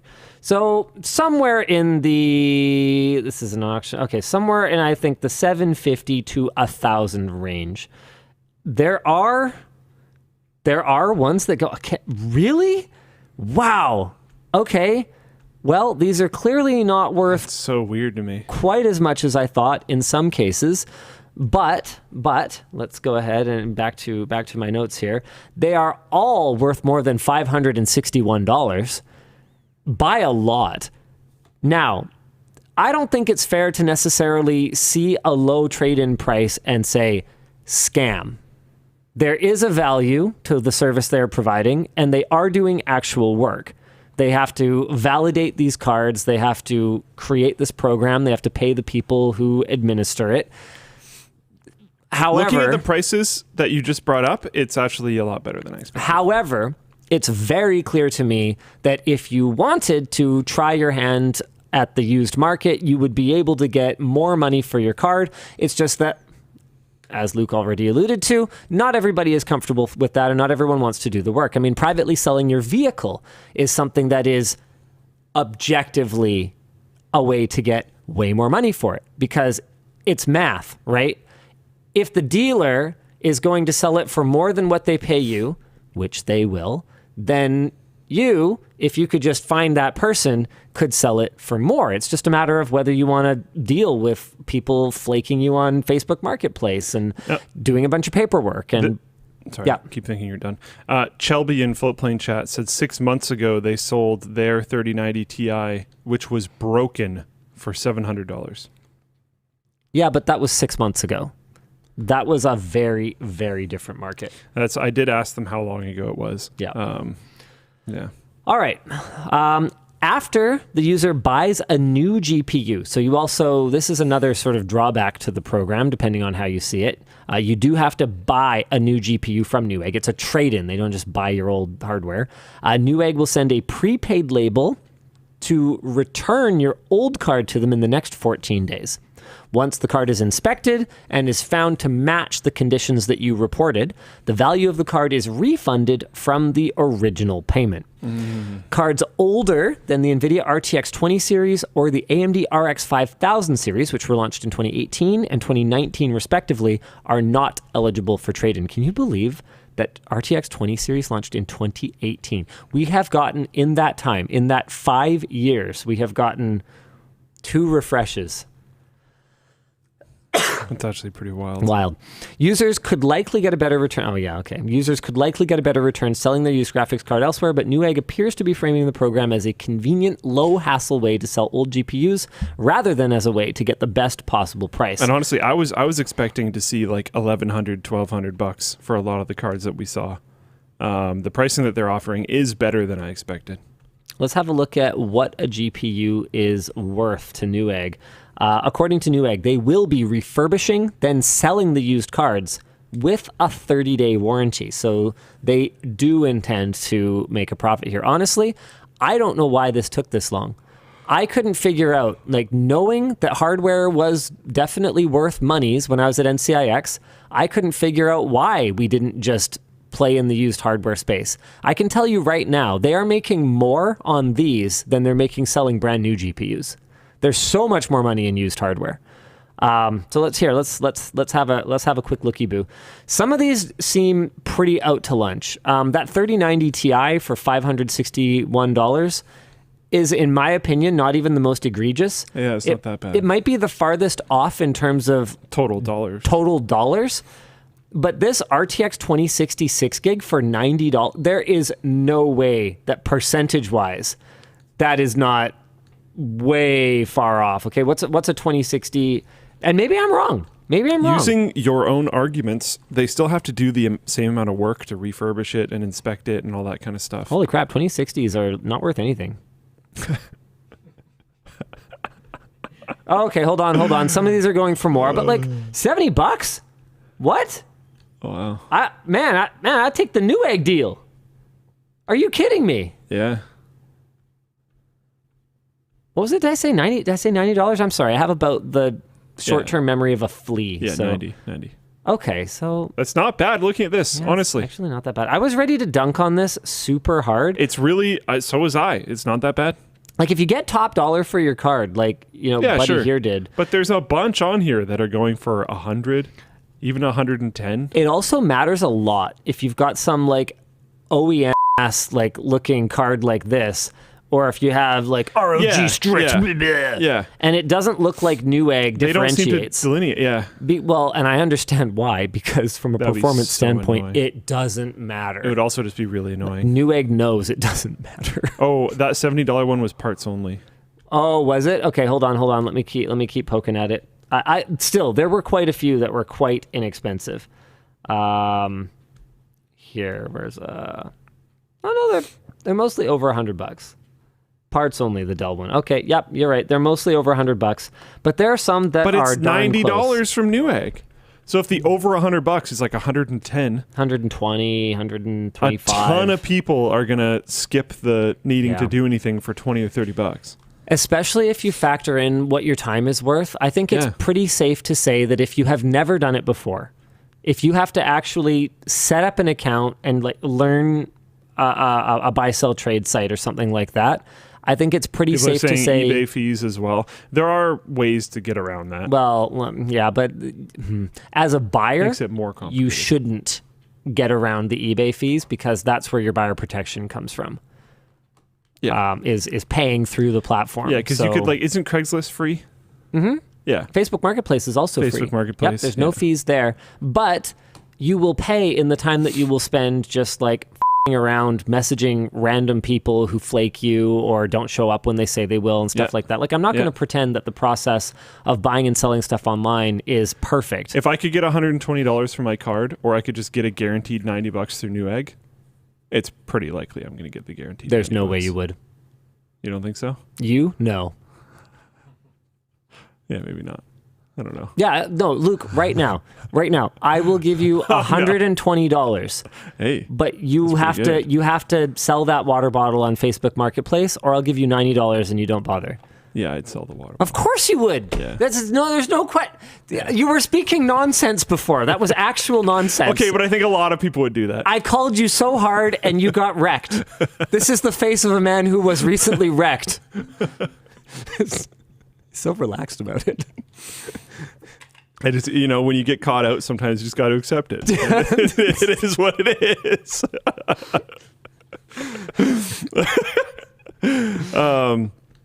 I do think a lot of people would do that, though. Yeah, I was more peeved about it when I thought that the prices were really far off, but they seem to be a little less far off than I thought. I'm not logged into Facebook on this computer, so I'm not able to compare to Facebook Marketplace right now. Is it generally cheaper on there? I totally am logged into Facebook on this computer. I must have had to do this before. Okay, cool. Which one should I search first? Should I do the 2060? Okay, let's do the 2060. Okay, this is in Canadian dollars, so I'm going to have to do a quick calculatrice here. Dan Good 122 says, I work for PayPal. Please don't try to avoid the fee. I see so many scams where people ask for personal payments and then screw people over. I do agree with that. I'm going to take this moment, though, to say, holy crap, working with PayPal is horrible. And if there's anyone there, if you can get me in contact with someone who could actually somehow incite some change over there, I would love to have a conversation with them.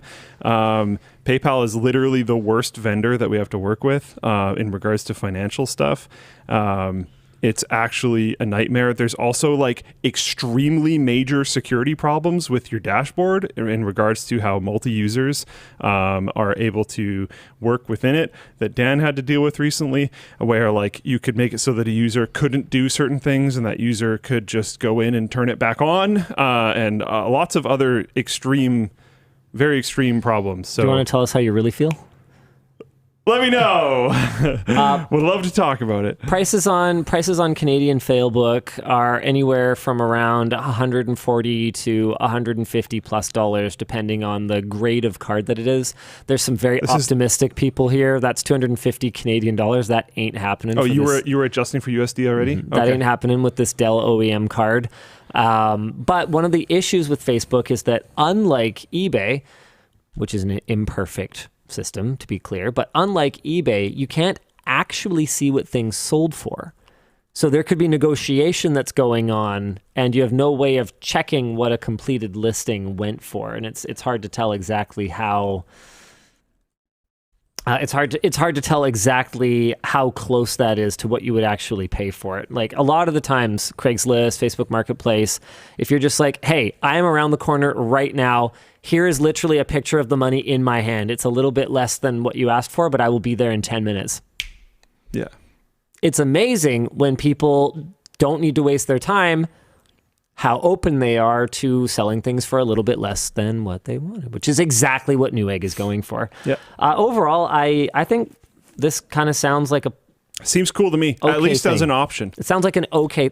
I think you should check like every time. Yes. But it's a decent option. And I think if you have a like low end version, it's almost always going to be a lot more worth it. If you have some blinged out version, you should probably try to some do like the selling. water cooled card or something. Like, man, water cooled last gen cards are hard to get rid of. Yeah. It's for that reason that in a lot of cases I would actually recommend buying an air cooled card and water blocking it yourself compared to buying a water blocked card, because I think about the user that's going to buy it. You will pay the water block premium for the pre-water cooled one, but you won't get an air cooler to put back on the card when it's time to sell it. And nobody who's building a system that has $600 worth of pumps and blocks and fittings and tubing is buying a last gen card. Why would they do that? If they have money for water cooling crap, they have money for a current card. So it's a very, very challenging simulation. Meanwhile, I just bought 5 last gen water cooled cards. So unless you find a me, then you're in trouble. I wanted to go EVGA for the LAN center. Yeah, EK had a bunch of their old 3080 blocks on clearance because that's what happens. And I found a bunch of EVGA XC3 3080s. So our LAN center is all EVGA all the time. And by the way, those cards are f***ing rock solid. Oh, yeah. I ran a 12-hour Furmark last night because... Are you mad? Can we talk about cards being rock solid? Are you mad? Can we talk about cards being rock solid? And heart touching? Or sorry, where are we going with this? No, we released our AMD video. Yeah. And I'm annoyed. Oh, why? Because I sent you a message about this. I got Linus. You got Linus? I got Linus. I have no idea what you're talking about. It sucks. People watched the first bit of me talking and then just left the video, as far as I can tell. Oh, okay. So it's nothing I did wrong. No. Okay, I was like, no. I reviewed this video. I thought it was a really good video. No, I thought it was great. Yeah, it's a good video. The amount of people that are just spamming the hell out of me that I've got a solution to this, one of the problems that you had. Even when they're trying to be helpful. Good people. Yeah. Good people. Yeah. Trying to be nice. Yeah. I feel like I'm doing the Trump thing. The best people, good people. No, like it's a lot of it is like people genuinely trying to be very helpful and positive and stuff. But like, oh my God, I'm getting rocked with people talking about it. There's also people like trying to condemn me for testing it in an unacceptable environment, and I'm like, it's fine now. There aren't any problems. I'm crashing in Starfield very rarely.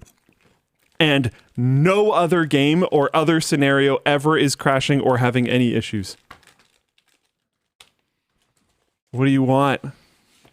So, for context, if you haven't watched the video at all, Luke opens his section talking about driver instability, system crashes, performance issues, stuttering, and then goes on to explain that his setup is a little bit unconventional with a PCI Express riser, a secondary power supply plugged into the card with his primary power supply powering the CPU and drives and everything else.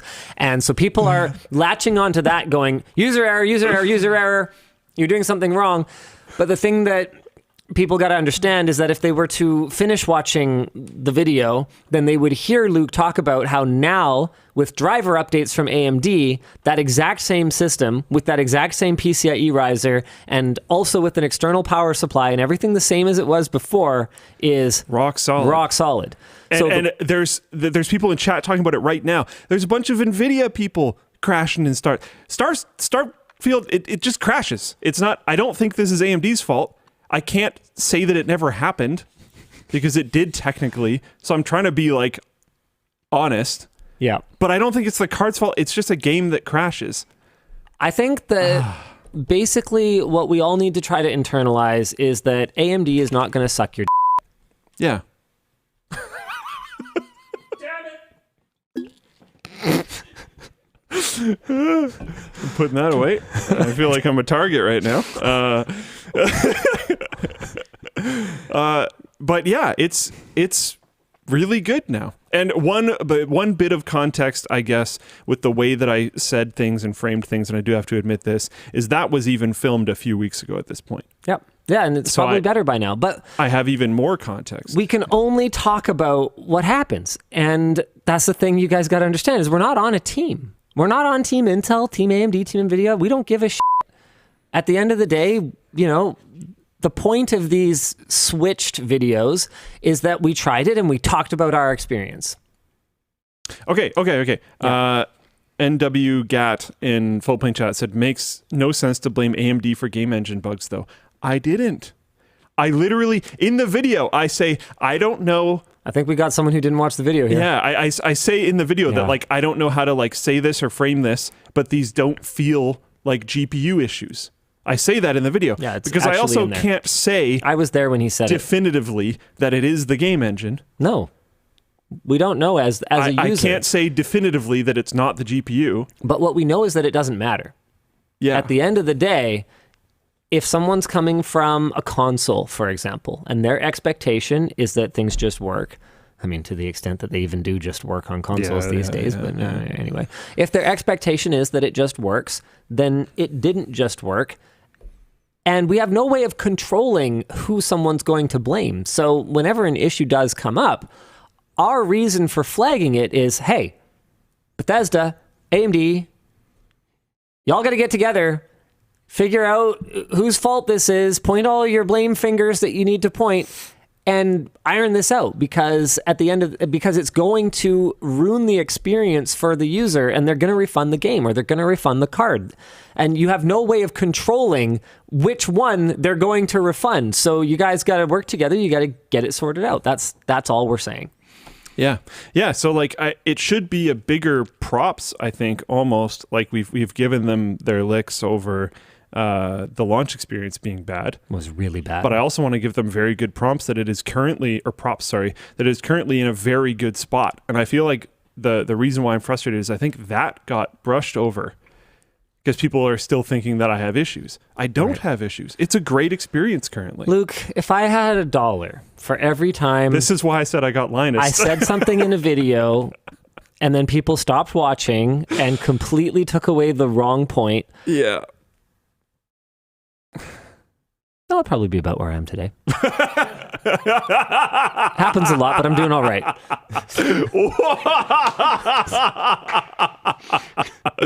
Wow, what a flex. Oh, man. But yeah, that's why anyways, I don't know. I gotta wait till he's drinking. I'm gonna get him one of these days. I can't control. That's why I put it down earlier. Is I wasn't even looking at him, but I could tell he was hungry for it. So like Dan almost got me when I was about to take a drink. Then he was like, "No, this is mine," and I was like, "I gotta bail out." I can't control it. It's like an impulse for me and I feel like this bites me in the butt a lot because I have this type of humor where I will go for the driest, straightest possible delivery of the most offensive thing I can possibly say in that, or the most, not offensive, but the most outlandish thing that I can possibly say in that moment. And whether it's people watching a video and tuning out right after I said that, or whether it's even in-person interactions sometimes where people think I am legit for reals serious when I will say this kind of stuff, I feel like I get bitten by that a lot. Pretty often, yeah. Yvonne... it's the easiest thing to pull out of context and then make... Well, Yvonne's given me... Well, it's the classic, I'm not saying Hitler was right, you know? Almost got him.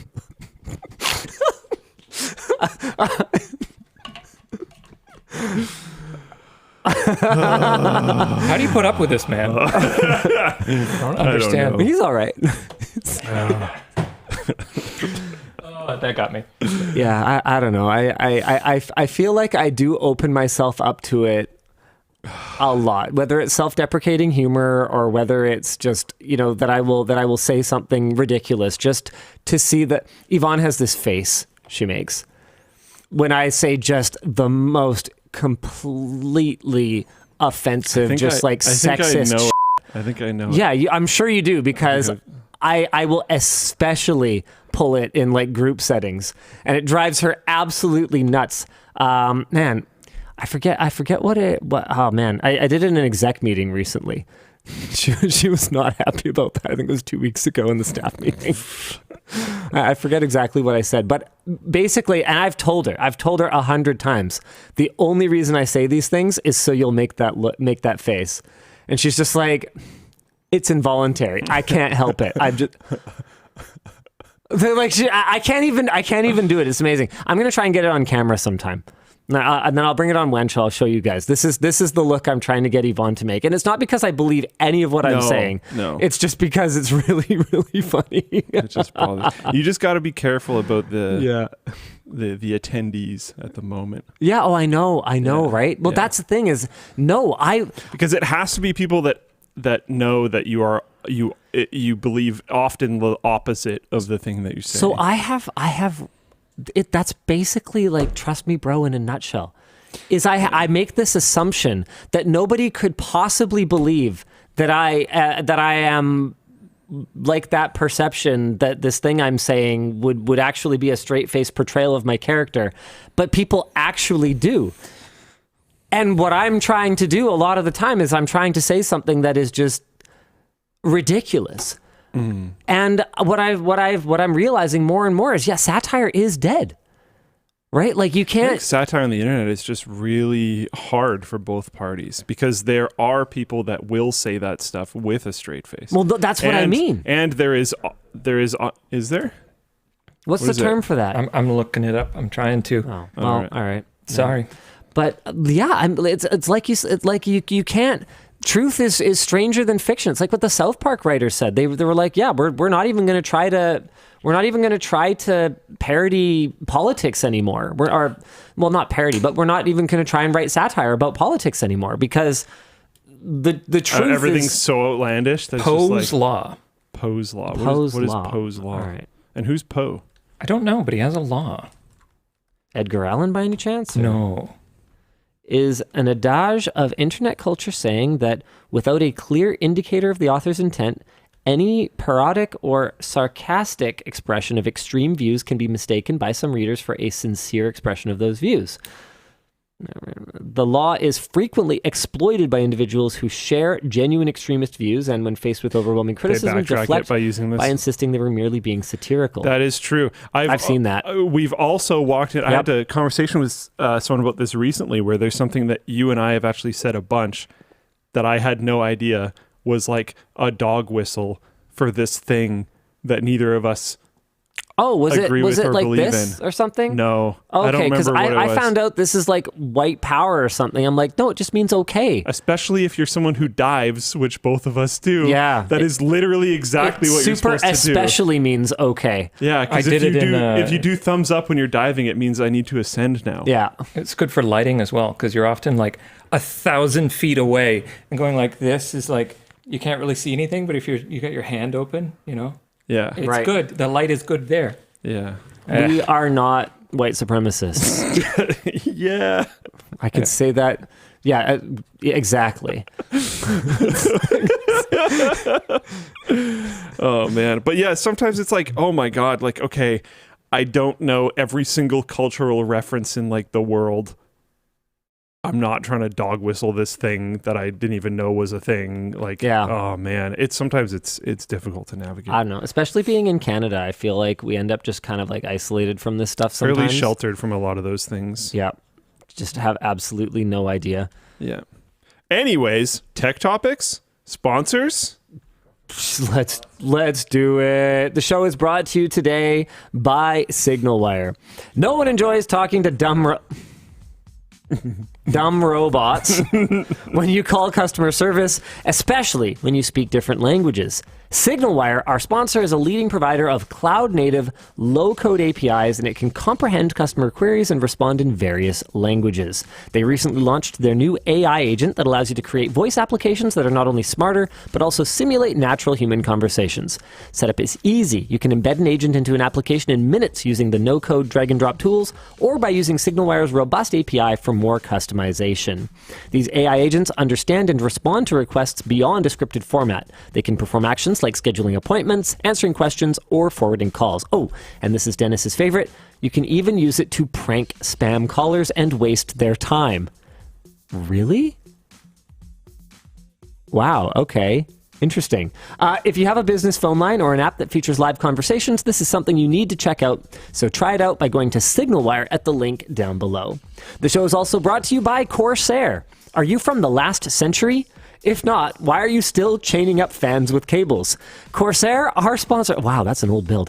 Corsair, our sponsor, makes building a PC easier than ever. With Corsair's IQ Links ecosystem, you can connect fans together with these tiny bridges, and you can control them all individually. You can also create a chain of devices using the same simple connector, all leading to a single IQ Link system hub that can be magnetically attached to your PC case. Each of the hub's 2 ports can handle up to 7 connected devices, reducing cabling complexity, and with a range of products in their ecosystem, like fans, coolers, and power supplies, building a fully connected PC is a breeze. So if RGB lighting is your thing, you can customize all your Corsair devices with their IQ software, and you can have it look like that. Make your life easier then, and leave cluttered messes in the old days by checking out Corsair's IQ Link smart ecosystem at the link down below. Finally, the show is brought to you by UPDF. Making changes to a PDF shouldn't be as hard as troubleshooting is that a printer? As troubleshooting a printer. Is this just a stock photo of someone printing? Wow, Dennis. Cool. That's why you should check out UPDF, our sponsor. UPDF is an advanced PDF editor available on Windows, Mac, iPad, iOS, and Android, and their editing functionalities include PDF reading, annotating, editing, converting to other formats, compressing, and protecting. UPDF's AI feature, Optical Character Recognition, or OCR for short, transforms images into editable text, and creating and filling forms is super simple. Just one click on form field recognition and it creates all the form fills for you. It supports converting PDFs to Word, Excel, PowerPoint, and more, and offers batch conversion, so you can do it all in one go. You can also share the PDF with a link with a set expiration time. And if you hate reading, no problem. The ChatGPT-powered UPDF AI can summarize PDF files in seconds, explain in-depth reports accurately, and translate them into different languages. As long as it doesn't hallucinate. I added that part. So now you'll have more time to figure out why your printer won't connect to the Wi-Fi. Perfect. With a single premium account, you can access the app on 2 desktops and 2 mobile devices.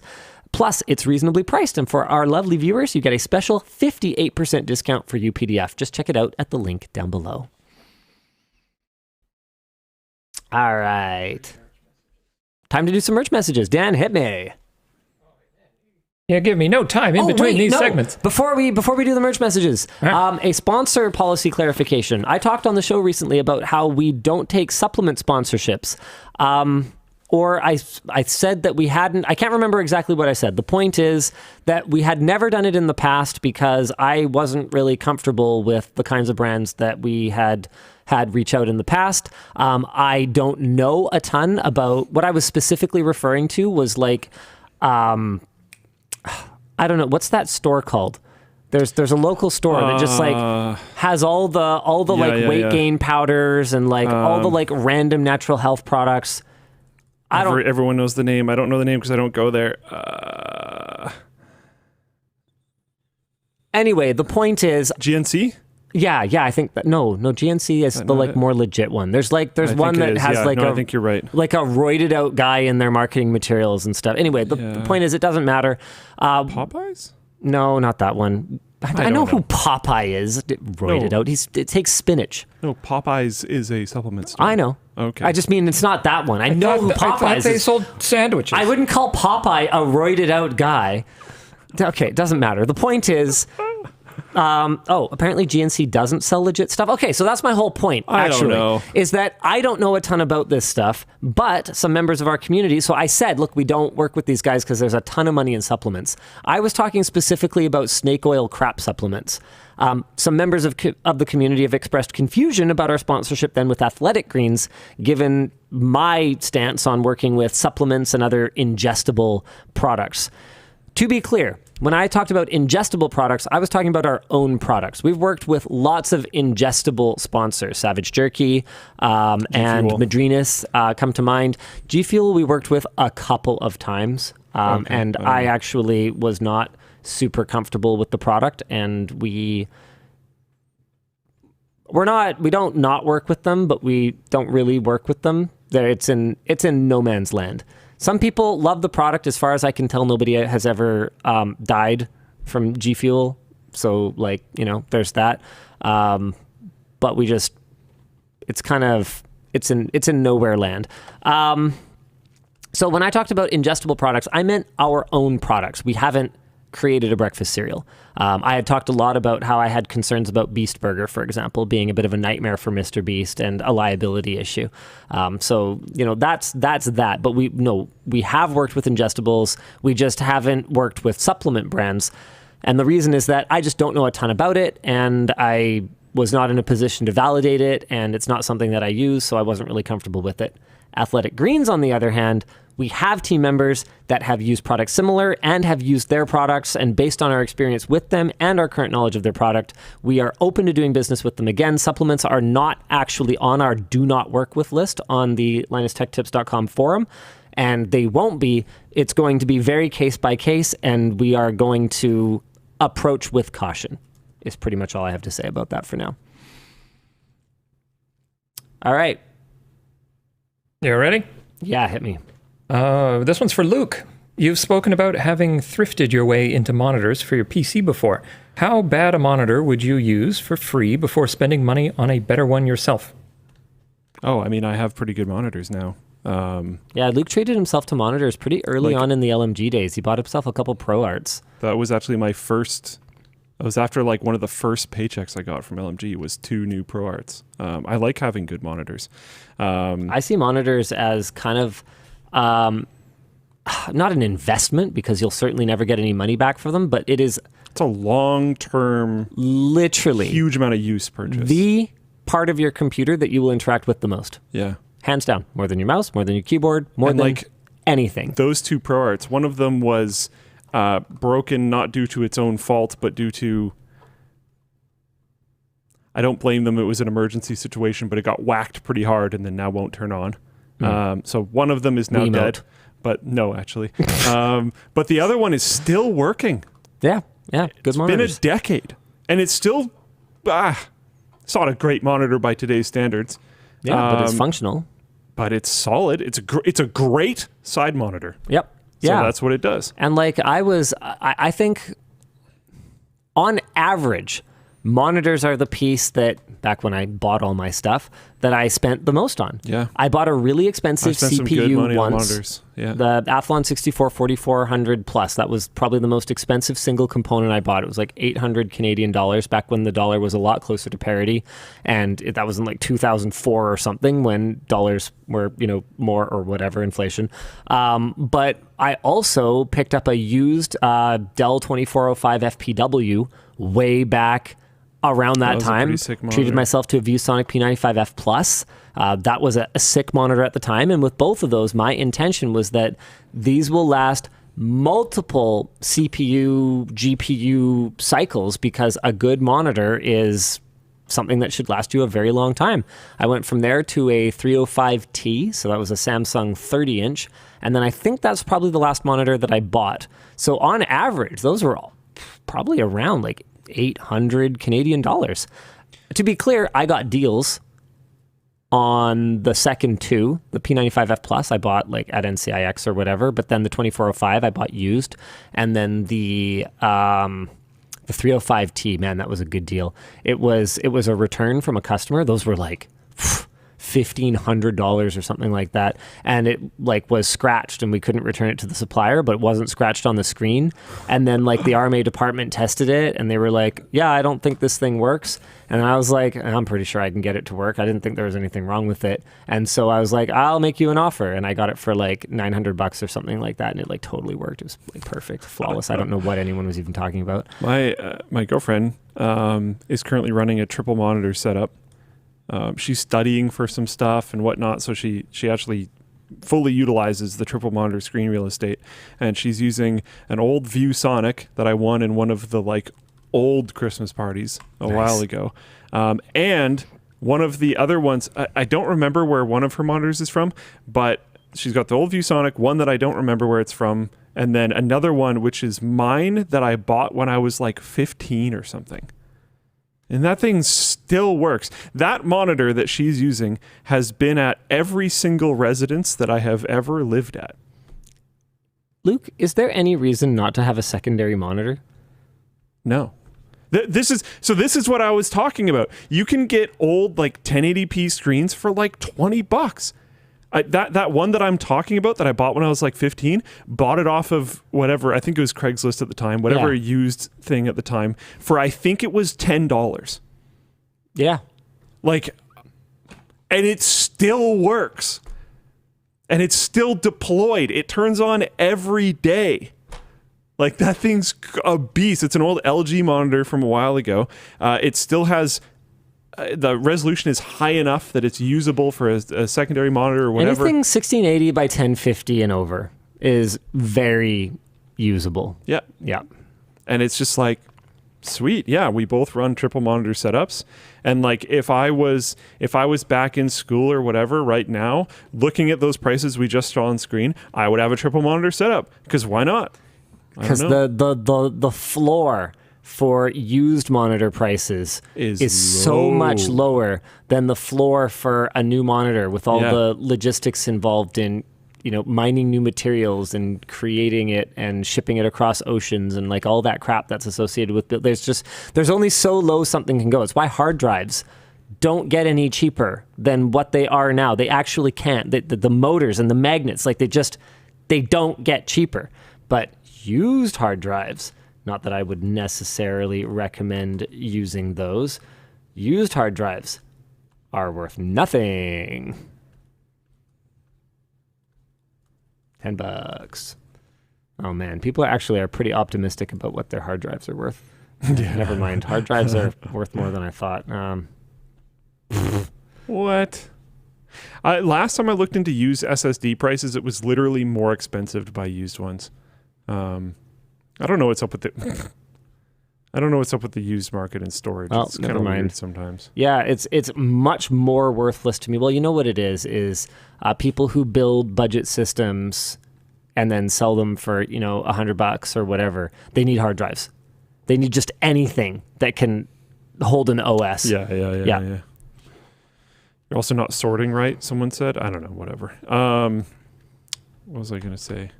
Someone said something. Oh, no.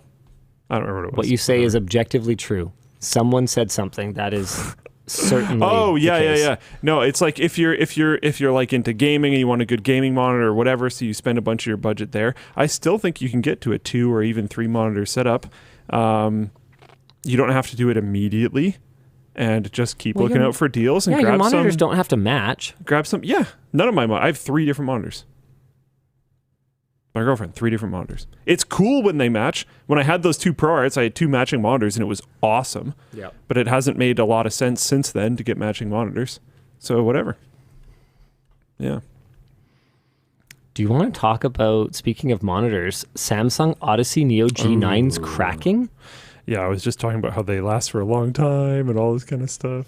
Oh, yeah, we only did one word. What was even the question? That was a very good segue, though, Linus. What was even the question? I tried to do so good. Do you remember it? What would cause me to buy a monitor? Oh, yeah. Yeah. I don't know. Hopefully that sort of answered it. Where am I? Okay, here's another. You're in Unit 101. Okay. You're in Cloverdale. Oh, maybe. It's the Dale of Clovers. That's one of all of our computers are named weird. Hey, DLL, first merch purchase from a rare Apple Podcast listener. I've been considering moving my side hustle to full time. I do a variety of consulting. Has LTT ever used consultants or contractors? Of course. Contractors, yeah. Every time we hire a lawyer, we are hiring a consultant/contractor.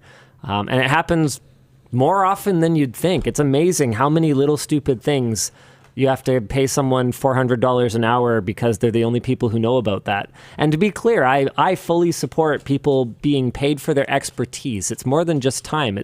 You are paying for the time that they spent becoming a subject matter expert. Totally get it. That doesn't mean that I don't notice when we write the check, though. So you'd be amazed. It happens a lot.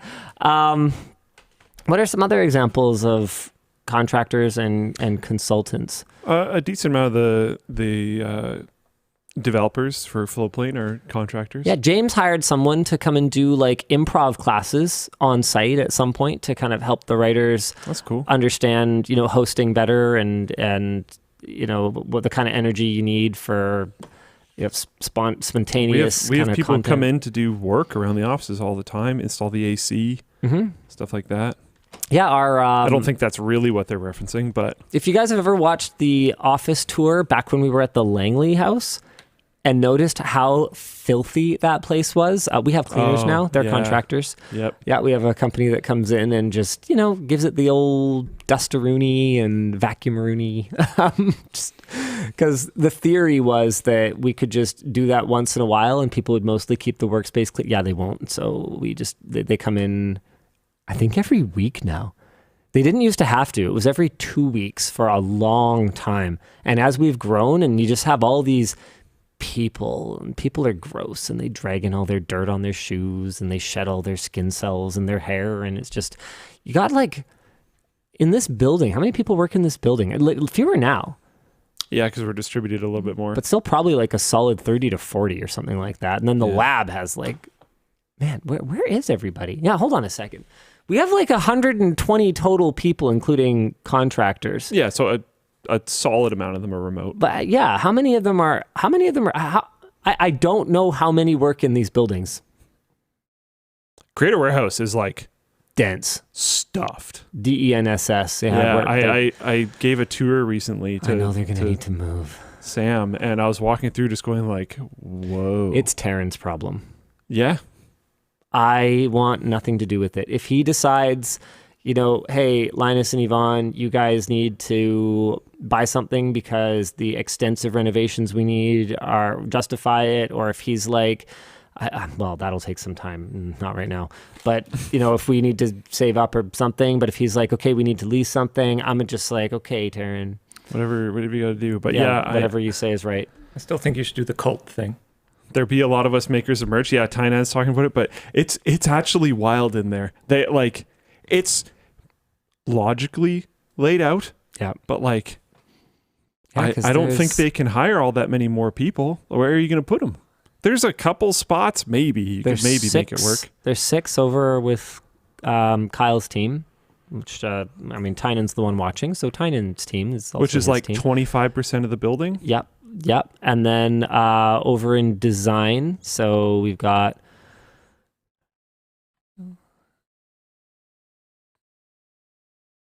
oh goodness, customer care too. Hold on, I was already up to 13 there, and I hadn't even counted. Well, man, I think wow. And then fashion is like 6 now or something like that. Okay, so that's where a lot of them are. Because I was trying to come up with a number for this building, and I was like, it's got to be like 30 to 40. But it's like, no, actually, hold on a second, because that Creator Warehouse is definitely the densest 25, 30 people out of all the buildings. Work there. And to be clear, the engineers aren't always packed in there, and the fashion and design teams are not. Well, the design doesn't get to get out. There's not free range design. I guess they don't get to get out much. But give them like a yard. Free. This shirt was free range designed.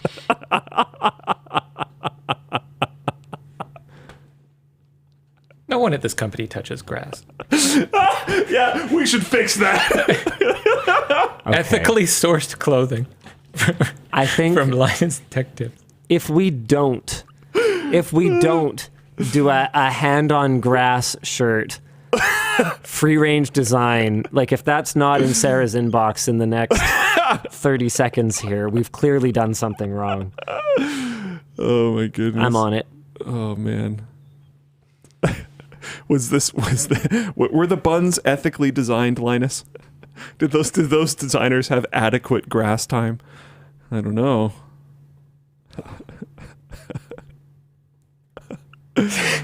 Oh man. It's certainly grown a long time since we put that building together. Because when we originally did the plans, we had Kyle and Tynan and another one, and then Nice. I don't know. Real nice. Yeah, I think Jacob. I think and the like apartment area was just not really used, and then they worked out of the downstairs, right? yeah, they were downstairs in the kind of garage area, Yeah, and the yeah. upstairs was kind of the communal lunchroom and storage. And then we had a design team, which was maybe 3 or 5 people totally.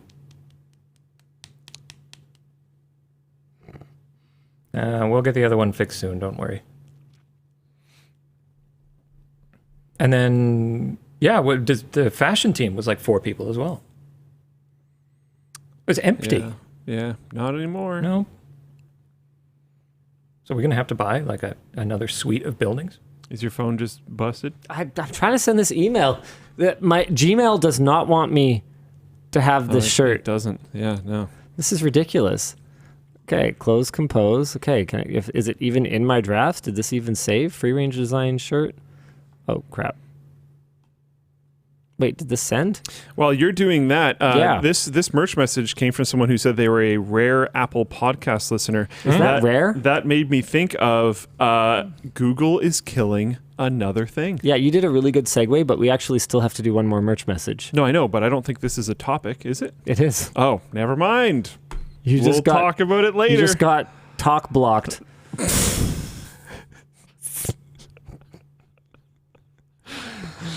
I don't know if your mic is open for other people. You just hear Dan sigh. Do you want another merch message? Yeah, Yeah, sure. Send it. I don't see. Oh, I can't even remember which one I was going to read now. Okay, let's see. Hey there, DLL. As a software developer who has worked in both smaller startups and enterprise environments, how do you address technical debt in your projects? How do you prioritize it? While Linus tries to figure out how to make us more money. How to send an email, like boomer moment here. I want to die. Technical debt. You're essentially always going to have it. So you kind of have to triage to a certain degree. You can't just only ever do that. Yeah, Jaden, we don't like to talk about that subject. Yeah, that's honestly pretty fair. Yeah, you can't ignore it forever. That got us into a bad spot. We used to do what We used to do what I used to refer to as Linus-led development, and that was very bad. That was extremely bad. That dug us into a hole that we're kind of still clawing out of. Let's be fair to Linus for a moment here. The lights are on. Everyone is still gainfully employed. Yeah, I would just like to acknowledge the positive points of Linus-led development. Now you can go ahead and proceed to crap all over it. Yeah, Jaden says in Floatplane chat, LLD led to a lot of tech debt. Yeah, Linus-led development. That was a problem. Eventually, I just ended up just saying no to everything all the time. And then we delivered no new features for like a year. Yeah, and then I know. I didn't say it's a problem. Because I didn't say why are you so defensive right now? Because look how defensive he is. This is my life.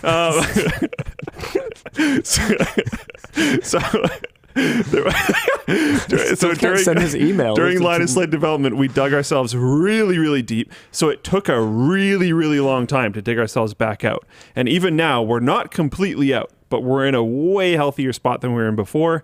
And now we're at a spot where we can kind of spend a little bit of time working on features. And then, okay, tech debt is an always growing thing. and we just spent some time working on features when we already had a lot of tech debt. So like going into the next quarter, Jade and I have already been talking about it. A lot of Jaden's work is going to be working on paying down tech debt, but he's going to do it in kind of a cool way where like, for example, there's a certain page that needs to be tech debt removed, but he's also going to deploy a new design at the same time and like do a couple other things. So it still feels like the website is getting is becoming more fresh and being worked on, even though we're paying down tech debt at the same time. So you kind of try to, I don't know how to really answer this, but you can't completely ignore it, but you also can't spend 100% of your time working on it. Yeah, so you kind of have to like, okay, we need to give people a feature or else they're going to be pissed off. So let's do that really quick. That has bought us some time. That has bought us some users or satisfied time. Let's use this users are satisfied time to pay down some tech debt and then try to slot in another new thing that they'll be happy about before they get too disgruntled. And then you just kind of try to keep doing that. CH5609 says, I want a Linus LED development t-shirt. It's just a garbage fire. Now, that's not fair. Floatplane.com was not a garbage fire. You couldn't tell what it was.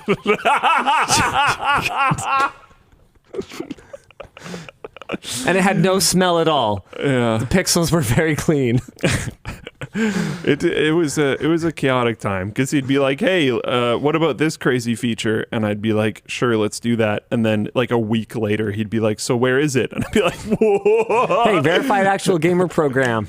Hey, that was actually that was awesome. That was post Linus LED development. Was that? Oh, okay. Yeah. Maybe I can't remember when it started and ended. Yeah. It was definitely something I asked for, and it was super cool. The team like crushed it on that. I've been crapping on him, so now to throw him a bone at the very end of it. Yeah. I will say it's kind of my fault. I'm the leader of the team. That's not what I was expecting. I should have staved off. But I like it. I should have staved off the Linus LED development more, but I was just like, I don't know. So hold on. He's my boss. You were the leader of the team, right? Okay, Yeah. so then, sorry, who was leading the development exactly? Which L? This L right here. Boom, L. Yeah, pretty much. So yeah, if you're in that spot, just tell your boss no more often, and then if you get fired, I'm sorry.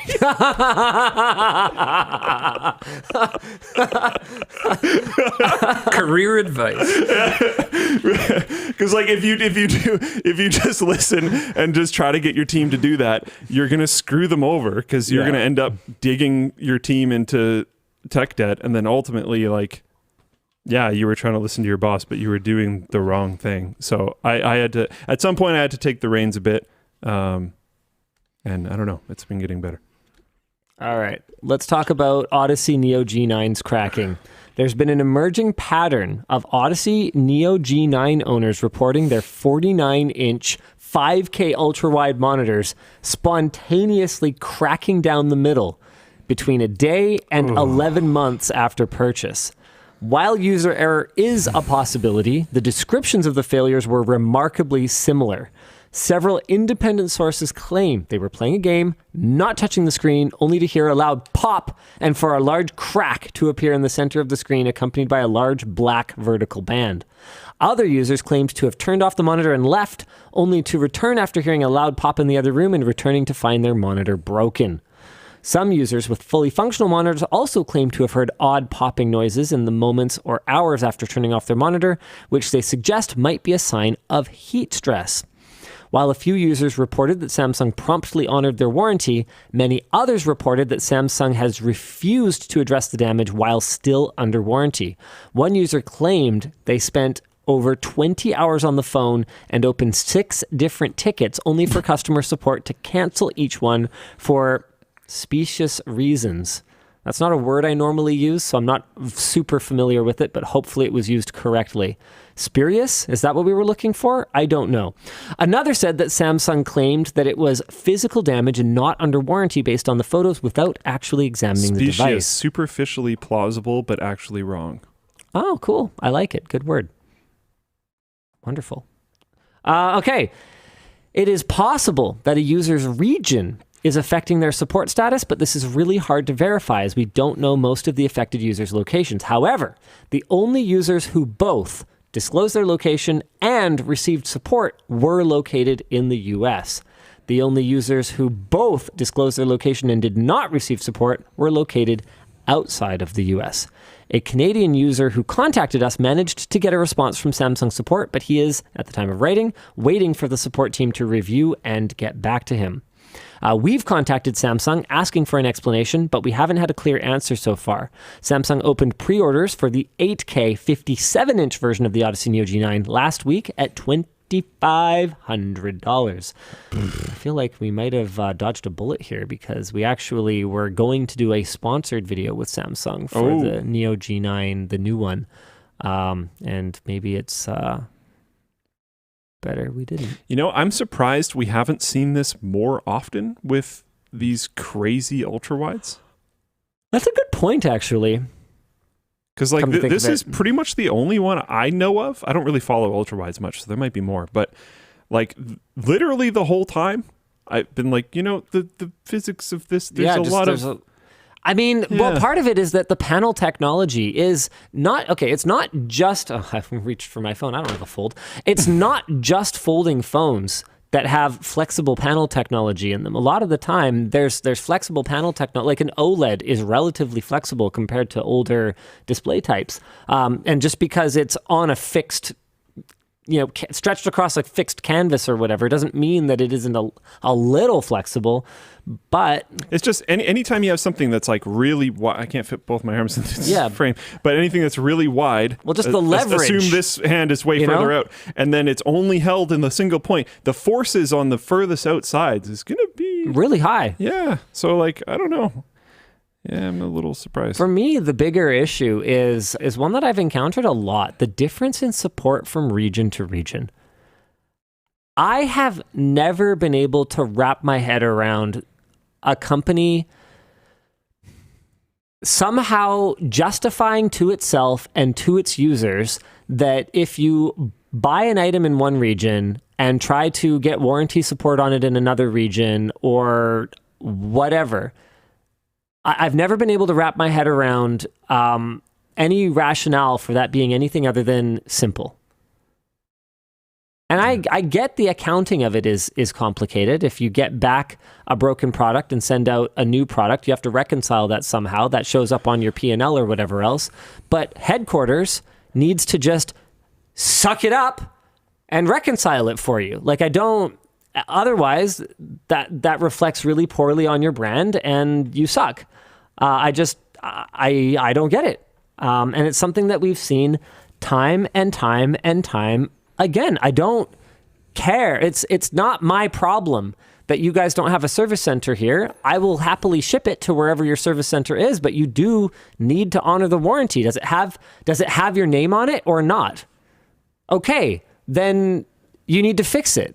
And I mean, obviously, I'm not talking about counterfeit products here. I'm talking about ones that are not counterfeitable. Like I've talked about this before, and I want to give kudos to Valve for the way that they've handled the couple of issues that I've had with my index. But my initial conversations with them were very frustrating because I wasn't in a region that was yet authorized to buy the index. And so I had a hard time explaining how I got one, and I had a hard time getting warranty service for it. I remember that, yeah. And from my point of view, you don't need proof of purchase because this product hasn't even been out long enough for it to have run out of warranty. So none of this is relevant. Just take the fucking shipment and send me a fucking new one. Like it's not complicated at that point. But in their system, it is. And so it's a systemic problem. It's not because the customer service agent hates you and doesn't want to help you. It's because they just haven't put the work into eliminating these roadblocks for customers. It's frustrating. Yeah. It's frustrating. Oh, you know what's frustrating? Just a second.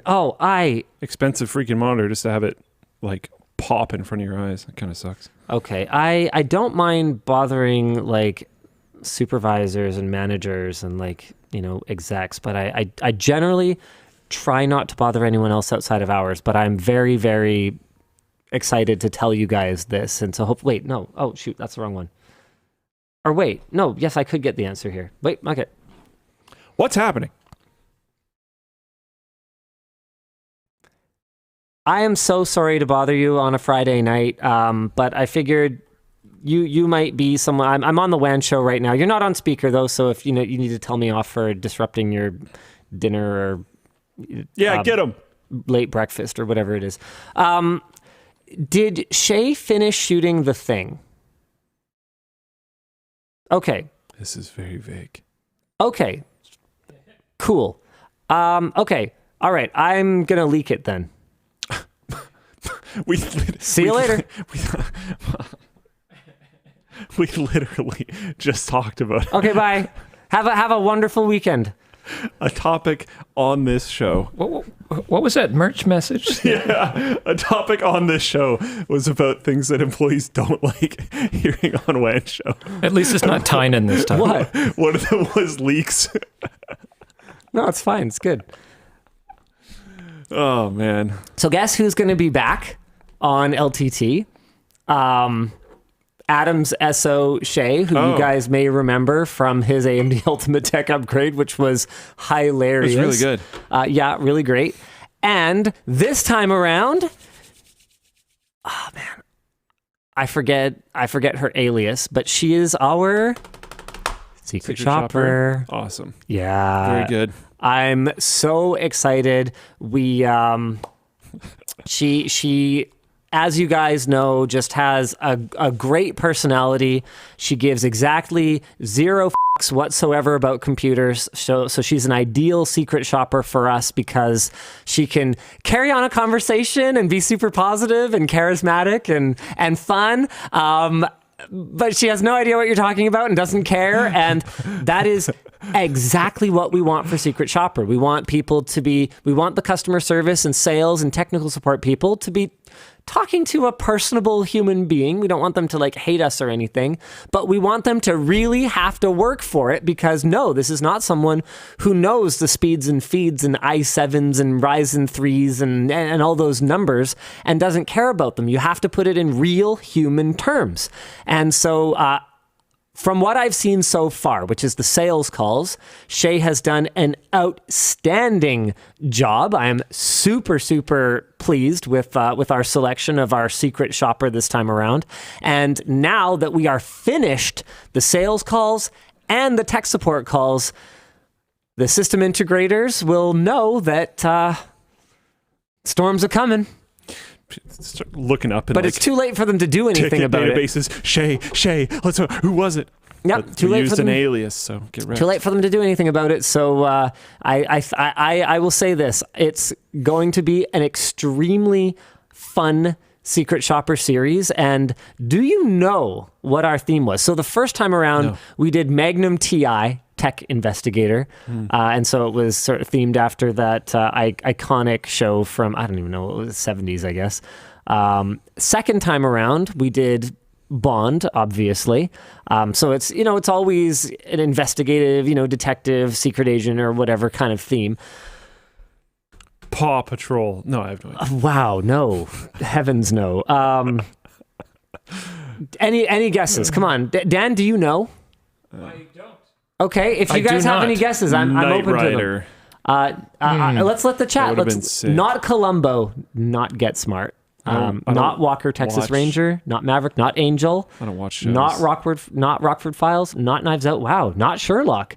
You guys are not there yet. Not Brooklyn Nine-Nine. Not Sherlock is kind of surprising. Not MASH. Not CSI. Severance. Oh, Pete Man 27's got it. It's Monk. You don't know Monk? What I do you don't mean? watch shows. I don't. Monk is amazing. It's Where so on good. earth did that come from? I have to confess that Jacob from the Linked team had something to do with it. That's a very interesting idea. Monk. Yeah, we've gone. I would have never considered that in like a bazillion years. We went with Monk. It's 8 seasons. Oh, it's popular. It's a great show. It's actually really good. Is it an actual monk or is the person's last name Monk? His last name is Monk. He's Adrian Is Bond Monk. a real Bond? Yeah, is he glue? Is it about financial bonds? Financial advice and martinis. Yeah, this is not financial advice. We're not financial don't advisors, know. I've never especially not watched him. Hell no. Oh God. Cappuccino? Anyway, yes, I will be parodying the role of Emmy Award-winning actor Tony Shalhoub as Monk, and it's gonna be a lot of fun. We've got all the same suspects as last time, or all the same The usual SIs. suspects, Yep, as the you could usual say. suspects. But we've added, I don't believe Cyberpower, I think, was included, but DNF'd both the previous times because they didn't provide advice. They are in this time.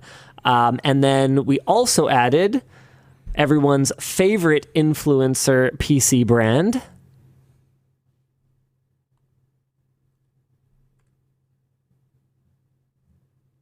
Well, Am I supposed to guess? the people will guess it. Yes, Mr. Big Britches, Starforge. Oh, I guess it's been that long. Because it would have made sense, but it's been 4 years now or something? Starforge. No, Heavens, not Starforge. Oh, since we've Secret done. Shopper. Yeah. It's been a minute, I feel like it's been a long time. It's been a really long time. Because I didn't remember what ones were in the first one. Yeah, I mean, the first one Ivan did. So Yeah. that gives you some idea how long ago that was. There's been one since then, though, right? Yeah, December 2018 was the first one. And then That was 2 years ago. round 2 was 2 years after. No, it was November 2020 was round 2. So this is round 3 of Secret so Shopper. it's pretty much 3 years ago. Pretty much 3 years ago, yep. It's the been kind a of thing, while. ever since we started, our goal was to do it every year. And ever since we started, that has never happened. It's a ton of work. But this time around, it was not nearly as onerous on the writing team. So we had labs to help support us through the testing, which, Big shout help. out labs, yeah, enormously helpful, which really gave Plouffe an opportunity to focus on, kind of fun intro skits. Okay, it's so bad, but I hope that it's so bad it's good, because it's the first thing you're going to see when you click this video. The Monk theme song is a Randy Newman song, like "It's a Jungle Out There." Do you know that song? No. Okay. Anyway, it's Randy Newman, so that should be pretty much all you need to know. Yeah. So Plouffe wrote parody lyrics, and David sang it, doing his best Randy Newman.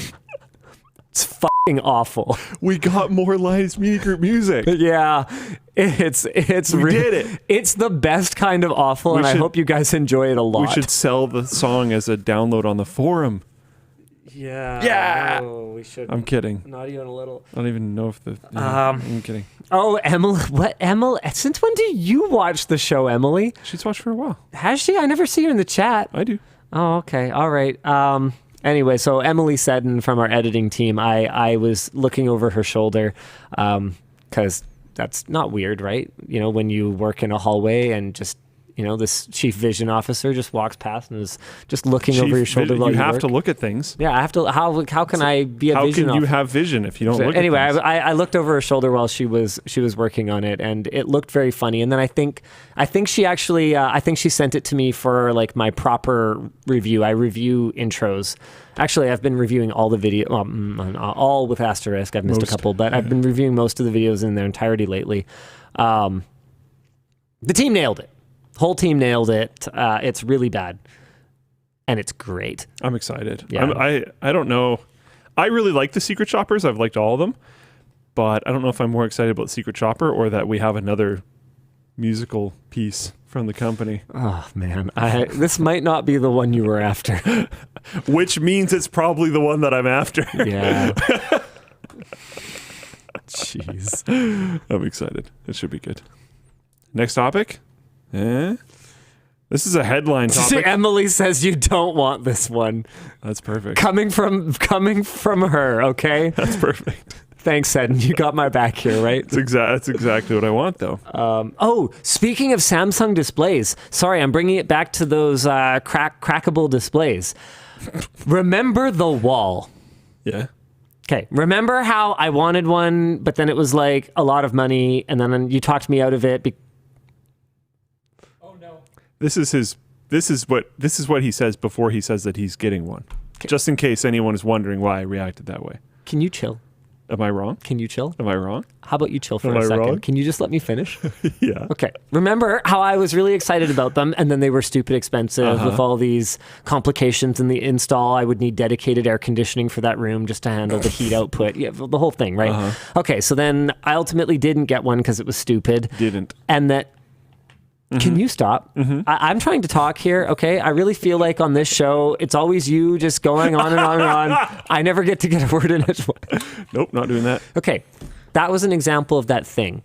Okay, the thing that I said was clearly the opposite of what is reality. Okay, so I was talking about this earlier on the show, how people will hear me say a thing like that, and if I don't do the /s, they actually think that I think Luke does all the talk. No, I know, that's the whole point. That's the joke. Anyway, okay, so I wasn't going to get one. And then did I tell you that Samsung was potentially willing to work with us on one? I don't know the exact details of the arrangement. I wouldn't get into them now. I think I heard something about it. But anyway, we're not, and it doesn't matter. I'm not blaming anyone. It just doesn't matter. The point is, we're not. Nothing's happening. But I don't care because I found something. Oh, yeah. Did you know that TCL makes a 115-inch quantum dot mini LED TV? No.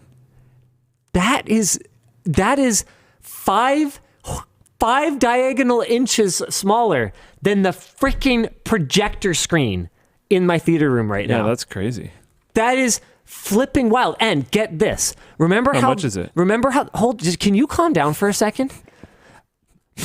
Okay, remember how the wall was hundreds of thousands of dollars? It's come down a lot. It's a couple $100,000 now. This TCL TV is $15K, which is a freaking ton of money for a TV. But compared to the wall, it's a lot less than I was expecting. And it's non-modular, so you're not going to get any seams. It dies all at once.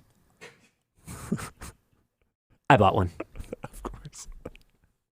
It's China only, so importing it is going to be an absolute cluster bomb. You can't say, someone full plane chat said, quit being so practical. You can't say it's a $15,000 TV. Yeah, but it's a 115-inch TV. Scoff at that, okay? I will defend my right to scoff at a $15,000 TV. It's 115 inches, though, Luke. It is freaking projector size, and it's less than 1/10 the cost of the wall. I hate that it has "the" in the name. Any product with "the" in the name is terrible. Although any product where you are not allowed to say "the," like iPhone, is also terrible. I should be allowed to use the word "the" however I want. We need a remember how everything was one for a while there? Yeah. We need the one. We need a product that's just called the one. Oh man. The wall all-in-one 146-inch is now but where's the price for this? Yeah, 200 grand. This is less than 1/10 the price. I have no idea how you would mount something like this. Surely it can't be a standard VESA mount. Like the thing weighs, I think it weighs about 200 pounds. Oh yeah, it's almost exactly 15,000 Canadian. It's 80,000 Chinese yuan. Yeah. Hold on. Let me see if I can get the weight. Displayspecifications.com. Where do you have TCL's site up? No. Okay, where? Oh man, how do I even find this 4K, stupid thing? 5,000 nits. Train. Can't even find it. The closest thing that comes up here is like we've got articles about it, and then an air conditioner. Like they really do not want me to learn about this thing. Anyway, the point is, I want to make a video about it. I want to know a couple of things. I want to know, okay, is the projector effectively dead? Because even that projection setup is about half the price of this TV. That is a $5,000-$6,000 projector on like a couple $1,000 screen. So it's not like, oh yeah, this is a $15,000 TV. It's totally beyond the realm. Like if you want a display that big, you are spending a lot of money one way or another. Did you say it's half the price though? Yeah. That's a lot of savings. It's half the price for a sixth of the brightness though. Like my expectation still in terms at that range, that's That's a lot. I don't think projector's dead if that's the case. But. No, but remember too that TVs, more than probably anything else, have Moore's lawed the crap out of everything else.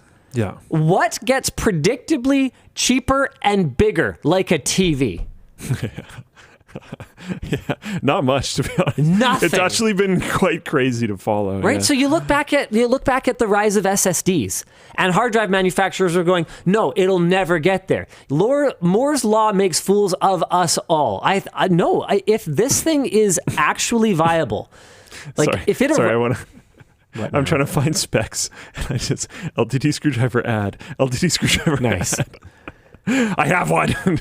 If this thing arrives in one piece, looks good, is somewhat reasonable to deploy in some way, man, no, I think the writing could be on the wall for projectors. What are you looking at? I'm trying to figure out what's happening here. Yeah, no, it's 100 kilograms. Yes, that is correct. Oh, I thought you were trying to look up what weight it is. Oh, now that I thought it was 200 pounds, and it is. Yes, now that I have a number, yes, it's 200 pounds. Yeah. Good So- luck with that vase amount. Yeah, I know, right? How thin is it? That's like over 200 pounds. I don't know. I don't know. That's Because not if it's even like as thin as modern TVs, which it kind of looks like it. I don't know if it's quite as thin as some of them, but it looks quite thin overall. Here, I'm hold looking at this picture. I mean, that could be deceptive. That is quite far off the wall. Also, I couldn't help noticing it is not wall mounted. It is sitting on a dedicated shelf. Fully dedicated shelf. Oh boy. This could be interesting. Because like if it weighs that much and it's I don't know how realistic this is. TCL. Look at the people. Oh, you can't. There you go. It's also not 3D. This is some very abstract marketing, not non-literal marketing. Oh man. What is the 20,000 plus? What is it 20,000 plus of? Dollars. No, actually, I don't know. By the time we pay all the import fees, yes, but no, I don't think that's what that is. I'm not sure. 157%. That could be a dynamic contrast ratio or something like that. Yeah, I could see that. A plus. I know that it does something like Additional 2,000 nits peak brightness, though. I thought I said 5. Did I say 5? No, I don't think so. No, I'm pretty sure it's like 2,000 nits peak brightness. 20,000 mini LEDs. Oh, well, no, it does say 5,000 plus nits on there. Am I blind? Where is it? Oh, here it is. Yeah. Good gravy. So this is 10 times the peak brightness. So I have a theory as to why this is China only. And I think it's Energy Star. I don't think there's any reason that they couldn't ship this to North America or sell this in North America or Europe or whatever the case may be. Other than that, I don't think they would be able to. So we've seen one of the big limiters for TV brightness before the OLED era, where, I mean, really it was about maintaining the panels over the longer term. One of the big limiters for TV brightness was how much power they're allowed to draw. And so I think that these modular systems like the wall might be able to get around it because each module doesn't exceed it. It's also classified as a commercial display now that I think about it. The wall is on Samsung commercial, which might be how they get around the energy requirements. But this is clearly a consumer electronics product. And what I suspect is that it draws 5,000, even if you just had a light, and it wasn't a TV, and it did anywhere near 5,000 nits on any part of it, and it was that big, it would consume an inordinate amount of power. No, 240 watts is definitely not the power consumption of the TV. It is going to be Top Gear 1224. It's definitely not 600 watts either. This thing is going to be an absolute monster for power consumption. I mean, we had... I think just the audio is 240 watts. I think people are confused because it says it has a total output power so right here, it has a total power output of 240 watts, including two 40-watt subwoofers. But if you read the pre-sentences, the audio department is represented by this sound system. It's just talking about the audio. It's not talking about the TV as a whole. That is wild. No, I don't think they're going to talk about power consumption. I couldn't find any reference to it anywhere. Yeah. Because I don't think they want to talk about it. I don't think that's a KSP, as they call them in the biz. Like we just did a video. Oh, we shot the next Compensator. That's Luke's brainchild. Yeah, I saw it. Did you see it? Do you like it? I walked past it. I was like, I immediately know what this is, and yeah, it's great. Yeah, cool. I appreciate it. It weighs almost as much as this TV. Yeah, it's really heavy. All combined, it is like close. Anyway, the monitor is not nearly this big. I think it's 49 or 55 inches or something like that. And that monitor draws 250 watts. This thing is 4 times the size, at least, and probably brighter. And yeah, it's ridiculous. I think it does high refresh rate. Like, it says somewhere, I think it's 144 or something. Let me try to find it again. 144 hertz. Oh, man. Yeah. Now I want one. I know, right? I know. You guys are killing me. I shouldn't have spent all that time painting my wall. Could have just put a TV on. Yeah, right? Anyway, it's kind of like the transparent TV for me. This is just kind of unique tech that is not going to make its way into the Western world. It won't be covered by Western media other than to just be like, yeah, this is a thing that exists. And we will put it through the paces. I am very excited to try it out. I've never seen anything like it. I had no idea it existed. And and as an alternative to something like the wall, it's 1/10 the price. It's smaller, but it's 1/10 the price. Them are some feet. Ooh. Them are some big feet. Hopefully you're not stuck with those. They literally put them on mountains just to I don't even know if they're illustrate their scale. Considering the other images on here, I don't even know if they're real. But that's a big foot. I'll say that much. Apparently the specs say 600 watts average, so that was correct. I will be very surprised. 600 watts average. Yeah, what does that even mean? Yeah. Are they averaging when it's like basically off? Yeah. And when it's full it's HDR, explosion? right? So yeah, it's not going to be full white all the time though, right? I mean, but yeah, I don't know. Depends. You're could be going to need to watching be able Empire to Strikes support Back. that. Yeah. What if a flashbang goes off? Yeah, exactly. Yeah, power spikes. What if you're playing Counter-Strike 2 on your new 144 hertz insanely huge monitor? What if I did? Flashbangs you. What are you going to do about it? Yeah. Yeah, boom, Yeah. got him. Yeah. Or like, got him. Sorry. Speaking of got him, this came across my news feed and I was like, what? Operation Zero, a Russia-based company that sells zero-day exploits, is offering to pay researchers up to $20 million for hacking tools that would allow its customers to hack iPhones and Android devices. Previously, it was offering only $200,000 for exploits for those platforms. According to the Operation Zero Twitter account, the increased payout is in response to high market demand, but it is also likely a reflection of the difficulty of hacking iOS and Android devices. When we're talking about the kind of hack that would be worth $20 million, we're talking something that would require no user intervention and would be completely transparent to the user. So, at the end of their announcement, Operation Zero specifies, as always, the end user is a non-NATO country. So these are governments that are seeking these tools, not individuals. On their official website, they state, our clients are Russian private and government organizations only. Okay, apparently some private ones. When asked why, their CEO responded, no reasons other than obvious ones. Can I just say that is just about the most Russian response to anything? Yeah, kind of. I wonder, I didn't actually read the bit about it's for the Russians or whatever. Part of me had like this weird, somewhat dubious theory that somebody had a 0 day and wanted a lot of money for it. So they were like, let's put out a bounty to try to get more money from some bounty program that like Apple actually has. I don't know, because those bounty programs do exist, and I know that the market for bringing them to guys like this, the market More price, lucrative. it's much more lucrative because these guys know that they have to bid against Apple and Google's own bounty programs. Yeah. Our discussion question here is pretty much, does the price increase indicate good things about the state of Android and Apple definitely security? could. Yeah. It kind of seems that way. I mean, obviously, I think that the paranoid among us, the justifiably paranoid among us, do tend to treat our phones like they're pretty much always listening and pretty much always watching. But is it possible that that is not as much the case anymore? Like, you're not going to spend $20 million on an exploit to spy on you, no offense.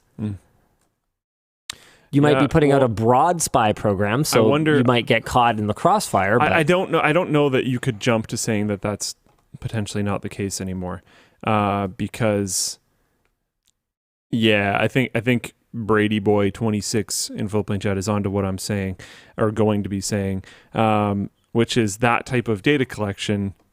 It might just not be available to these people. Mm-hmm. So they still need their own access to whatever it might be grabbing. Sure. That makes sense.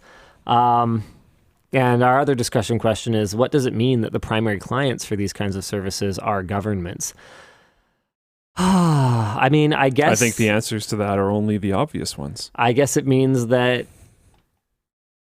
Google and Apple are not cooperating too much, because they definitely cooperate a little. At least not with the ones that are trying to buy this. Yeah, that's fair enough. They could be cooperating plenty with the others, which makes them kind of the arbiters of who should have this information. This whole topic makes me extremely uncomfortable, which is why I brought it up. I got to be honest with you. I didn't really... And maybe this is just naivety. I didn't really think that 0-day, no user intervention, I remotely accessed your phone and I have control over it at this point. I didn't think it was very common today. I don't think it is. I think that's the only reason why it's worth so much. Fair enough. Speaking of being worth so much, Reddit Karma for Cash? Anyone? Yeah. Karma for cash? Reddit has announced that users will be able to earn money based on the amount of karma and gold they receive on eligible posts, i.e. posts that don't include content that is sexually explicit or related to violence, drugs, firearms, gambling, scams, or donations to charity. Unlike Twitter's contribution monetization scheme, the new Reddit contributor program will not require Redditors to be subscribed to a paid membership. However, they will have to be a U.S. resident over the age of 18 with an account in good standing. The program will also involve a phase-out of the current Reddit Gold feature, which will be replaced by one where users buy gold and then hold the upvote button for additional time in order to give that post a golden upvote. Wow, that's horrible. What? Hate the user experience of that.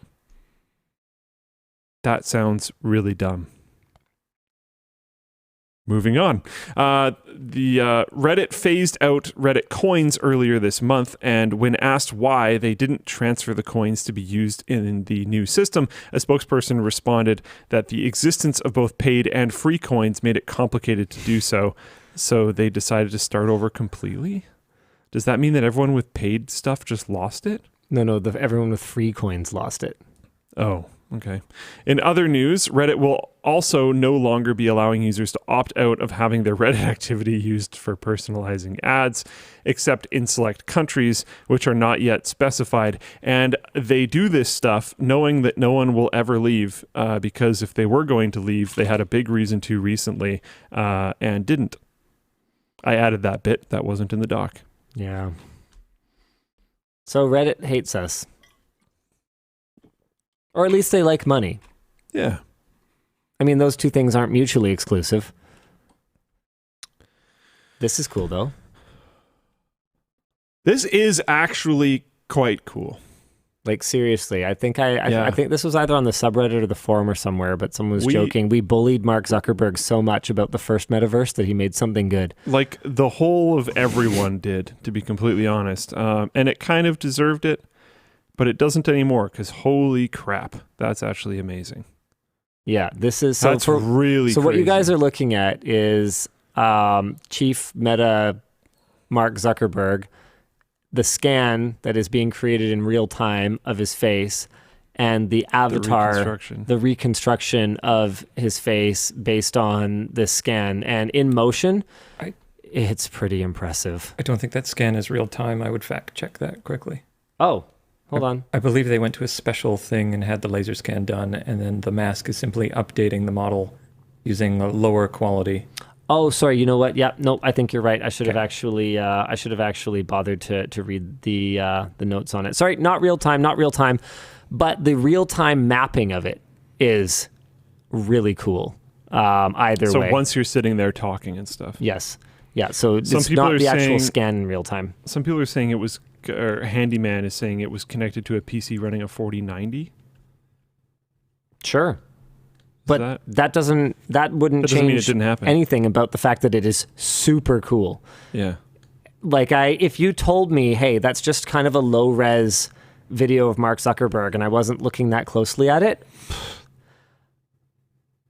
I'd be pretty impressed. Yeah, the eyes are kind of dead, but I mean, it's Mark Zuckerberg. Yeah, maybe it's good. Maybe it's accurate. Yeah. So there's a interview between Mark Zuckerberg and Lex Friedman. I've got it up on my computer right now, but to not do a reaction video, you should probably go watch it yourself. But I'm not listening to it. I'm just kind of skipping through it right now, looking at different video segments, and it's pretty crazy. Yeah, here, I'll give you guys at least you guys should go watch this. Wow, wait, I actually can't tell.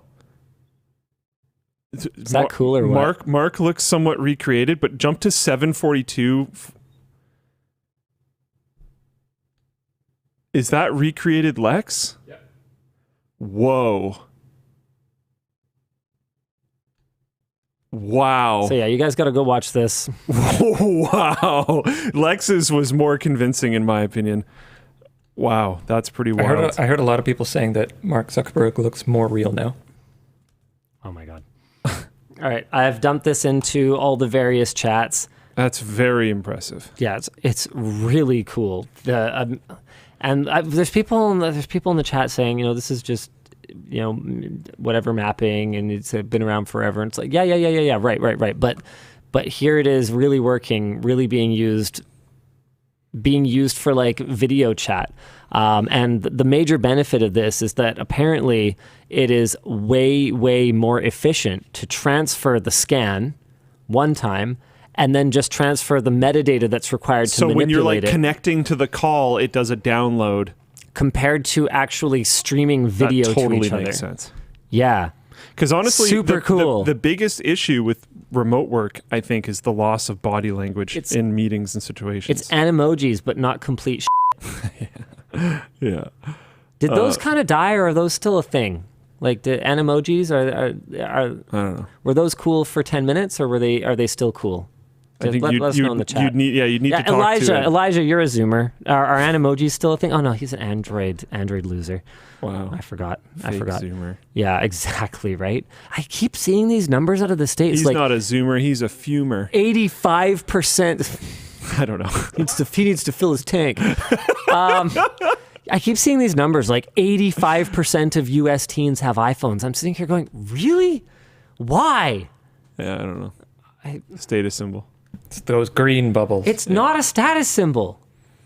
You can get an iPhone for like $60 on eBay. Yeah. You can get that blue bubble or whatever color. Blue is the good color, right? I don't know. Green? Blue? Yeah, like blue? I think blue's good. I don't know. I actually don't get it. I don't know. What did Elijah say? Hey, we're fold buddies. Yeah, well, we were, man, until mine spilled in the drink. Mine spilled in the drink. Yeah, it really you said a Luke sentence. It's not a status symbol. I'm sorry, it's just not. It's a consumer electronics device. I think Luke and I were talking about this earlier. Oh, what were you guys saying? I'd love to hear it. I don't think it was earlier today. But yeah, it's just confusing. I don't get it. Mm-hmm. Doesn't make any sense to me. I don't understand how it's a status symbol. It's a phone. It's the funny thing is, like, we complain about how expensive Apple phones are. They're not even the most expensive phones. Yeah. And like, I'm not saying we shouldn't complain about it. I think you should use it as like a reverse filter. Like if someone filters you out because you don't have an iPhone, good. You probably don't want to be with them. They sound dumb. Luke with the hot fucking takes. Wow. Okay. So he's talking like about they just how, helped you dodge a bullet. Yeah, apparently it's a thing. Like if you have dating. if you're pictured with an Android device in your dating profile, people will just You get less, swipe you whichever is the bad direction. but maybe you just got higher quality ones. Fewer quantity, higher quality. So what you're saying is if you want more Tinder matches, you get like 5 or 6 iPhones. You just cover and then yourself. You make a shirt fan out of them out iPhones. and just fan Yeah. yourself with Yeah. iPhones. It's like peacocking, but with iPhones. Exactly. Yeah. That is now the play. But like, what a stupid thing to be like, I can't date this person. They have an Android. Like, that's actually just dumb. Okay, I mean, And like, let's flip it around. If you're an Android person, you're like, I can't date that person. They have an iPhone. That's dumb. well, how would you communicate with them if they don't have iMessage? Some people actually think this way, Luke. email. It's just dumb. It's dumb. I know people in my actual real life that use Yahoo for their email.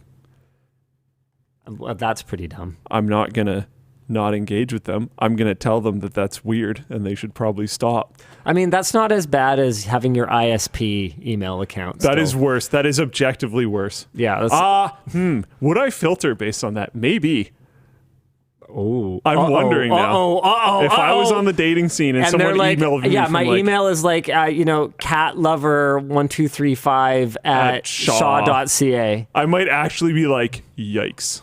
I'm wondering now. I'm not 100% certain, but I think maybe. Telus.net. I feel like if it was that, if I didn't just swipe no, if I was swiping, I feel like one of the first topics of conversation would be that, and I would like need us to hit a resolution. Be like, no, you need to update that. Like, that's actually Okay, fine. Is there an email domain that you would prefer? So let's say gmail.com is your baseline. Okay? And at telus.net is sort of your -10. Okay, what's your +5? What's your +10 domain? I don't know. Hit me. I want to know where you'd rank Hotmail. Hotmail's fine because it's just Outlook now. It just means you've had your email for a long time. Okay. Proton Mail. I don't rank it. think that You would have be to rank better. Yeah, I'm thinking. So are we specifically talking about dating? Yeah, we're specifically talking about dating. Don't look at chat. I want your honest. I think Proton Mail is low. It's low. Okay, where? It feels like you're trying to hide something. Okay, give me a number. Give me a number. It's definitely above ISP. Yeah. Okay. Give me a number. How do I? What is the scale? How do I number this? Okay, -10 is at telus.net. Okay. 0 is at gmail.com. Okay. Like -4. -4. You don't so. want to see that Proton Mail. There's a weird level of anonymity. I've got more for you. Okay, So yeah. At theirname.com. I think that's cool, but it depends on the reason and why, and I would legitimately look at it. I would go to the domain. But Be like, there's nothing what is on the this? domain. They just bought it because they wanted their email to be. I think that's cool. Okay. I think this one's fairly variable though, because like Give me a range.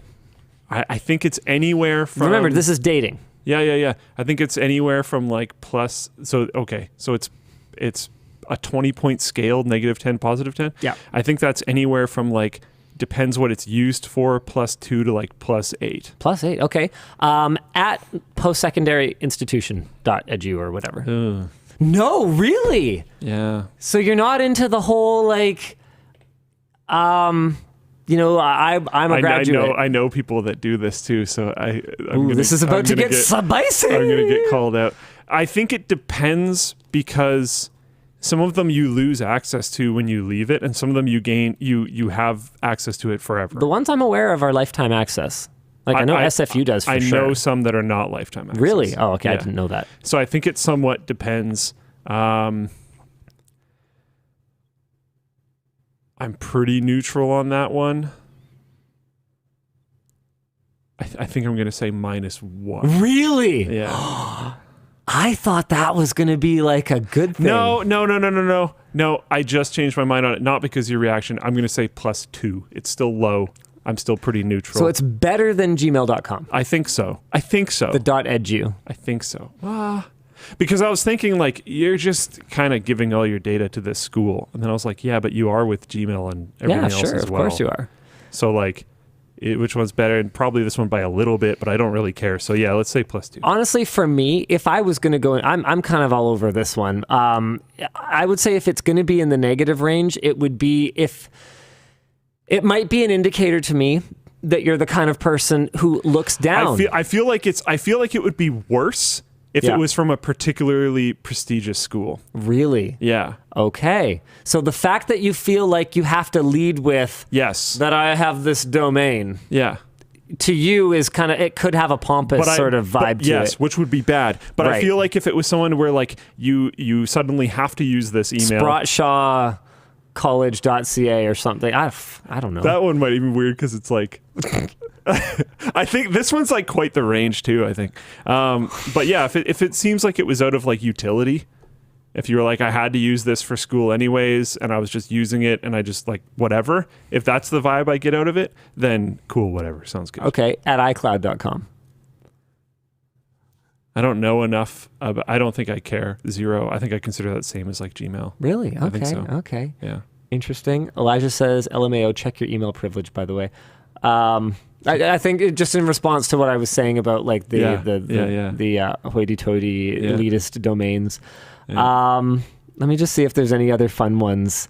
Okay, just what about if it's just like a completely ridiculous one? So they've obviously set up a custom domain for their email. It's not particularly short. It's not a time saver. It's just... I think it just strongly depends. And I think this one probably out of all of them could be quite the range. Because if it's like humorous in a good way, I think it could rank pretty highly. Mm-hmm. But if it's just like stupid, like I used to have an email at, what was it? It's like not sharing my .info or something. Yeah. And if they gave me that email as their contact, I'd be like, okay, that's a negative. What if they bought themselves like an @XXX domain or something like that? It depends. Is it humorous? Like LOL.XXX or whatever. Like just something stupid. That could be funny. I think that. All right. Yeah. Okay. So it depends a bit. All right. Okay. This was a fun game. I enjoyed it. Were there any that you notably disagree about? People are saying you need to rank AOL. Yeah, that's low. Yeah, that's a negative. I didn't even give him AOL. I knew where that one was going to fall. Yeah. I honestly don't know. It's hard for me to talk about dating because it's been 1,000 years since I've dated. Me too. And I never even dated online at all. I never tried it. I basically didn't. Okay, basically didn't is really different from... No, I totally did. I take that back. I literally forgot. I did. Okay, so I hated it. I haven't touched it. It sucks. I have no idea. My first impressions of... At nasa.com, plus 10. Yeah, okay. Plus 10. Okay, I didn't include any corporate ones. That's totally... Yeah, anyway. And the corporate one really depends as well. They're all there's a huge range. Yeah, my first impressions of people that I dated were like seeing them in class or at camp. Like it's just a completely different paradigm. Like I can't even. Email's a funny one too because like no one gives you their email. I mean, okay, there's another thing, guys. Let us know in the comments. Do you do that now? Would you rank someone up or down based purely on the fact that they provided you email as a contact method? I think email's bad. Like I'm pretty sure email's like boomer shit now. I think so. You are correct. Yeah, like you get somebody's email when you've been married to them. Yeah, for maybe like 2 years.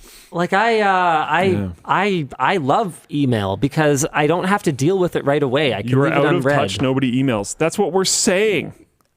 Come on. No, it's the most professional form of communication. You got instant messaging, where you have casual chats. You have text messages, which is like, I need your attention right now. This is important. Then you have email, which is like, I'm going to send you banking details. I hate text. I hate that people still use text because nobody texted me for like years. And then we set up all of our notification stuff for Floatplane through text messages. So when there's like, this thing is, something's going on with this server or whatever, we get texted about it. So I get texted all the time with automated messages that I usually don't actually really need to see.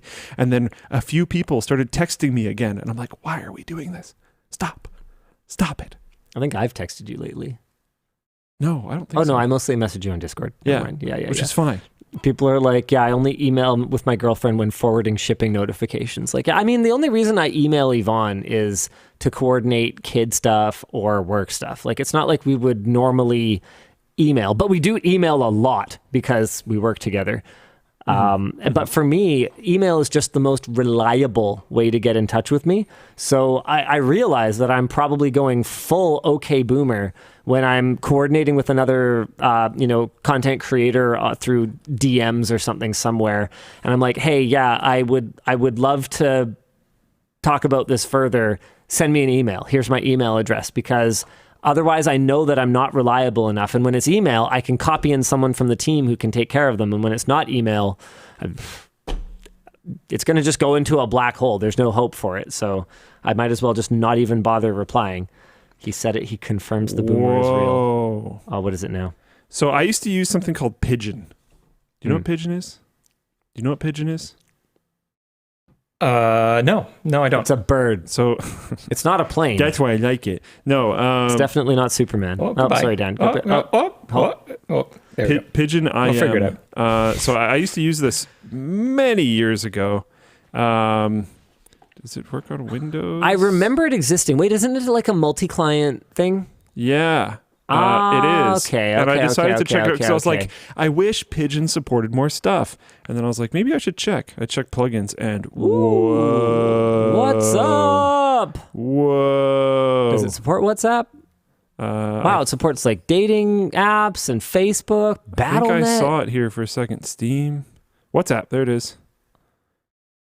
It supports protocol. Yeah. So much stuff. As I recall, I did try this. This isn't all. Hold on. Some of these are like mods. I did try this, and it was inconvenient or unreliable for some reason. Okay. Yeah. I haven't used it in forever, but back in the like MSN Messenger, whatever all the other ones were. Back then, Trillian was king. Yeah. So you had AIM, MSN, and what was the other thing? ICQ, I think, was the three that made it Trillian. Don't quote me on that. I could be wrong. Does Trillian still exist? Surely not. Shut up.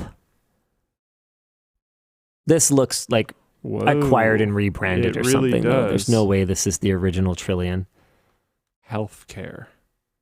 Specifically targeting healthcare. So they probably have HIPAA compliant. They probably have data silo stuff. Oh, they pivoted. Yeah. They went to HIPAA. That's interesting. Yeah. That's very smart, actually. Yeah. Maybe. Interesting. Unless they screwed up. Then it's very lawsuit. Was that image loading like is the 90s? Did that just happen? Did I see that? And did you see that, Dan? I think that they're doing a throwback. What happened? Intentionally? So this image on the right-hand side here, only the top small percentage of it loaded right away, and then it slowly chunked what is in. This? Trillian.im? Like okay, that? What just happened, but a lot slower and chunkier. What did you click on? You clicked on Shift F5 is what I'm clicking for healthcare. What can you do? Simple instance, persistent, game chat. Their site is really not selling. Game chat. Compatible with dozens of OpenGL and Direct 3D applications. Oh boy. All right. Well, anyway, it used to be kind of a thing. Cool. It's a PNG. That image is a PNG, and I just want to see how big it is. It's not very big. But a PNG on a website in current year. Oh, well. Okay. What are we doing? We're talking about Trillian. Okay, it was able to connect. Yes, I was right. It was able to connect AIM, ICQ, and MSN Messenger simultaneously in one window. That was November 29th, year 2000. Wow. What's the new one that does that beeper? I don't know. Okay, no, but sorry. What topic were we on? I don't know. Does it matter? It's the WAN show. What topic? What are topics? Oh, yeah, fair enough. There's a potential PS5 jailbreak. PlayStation hacker Andy Nguyen, otherwise known as TheFloW, recently posted on Twitter, spoiler alert, don't update. Likely a warning not to update to the newest firmware for PS4 and PS5. According to TheFloW, he recently reported some very cool bugs, probably via Sony's HackerOne bug bounty program, which will likely take time for Sony to fix. This would also mean that TheFloW currently cannot disclose what those vulnerabilities are until Sony makes a patch available, but many are hoping for a kernel-level jailbreak. However, no longer updating the console's firmware would also mean no longer accessing the PlayStation Network, game patches, and online games. Discussion question. Is foregoing PSN, game patches, and online games worth it for a jailbreakable PlayStation console? And I think we all know the answer to that for a lot of people. Yeah. I mean, particularly for the PS4, that game library is basically established at this point, and they would love to play on a jailbroken console. All right, now we can either move on to WAN Show After Dark, or you can do your Week in AI thing.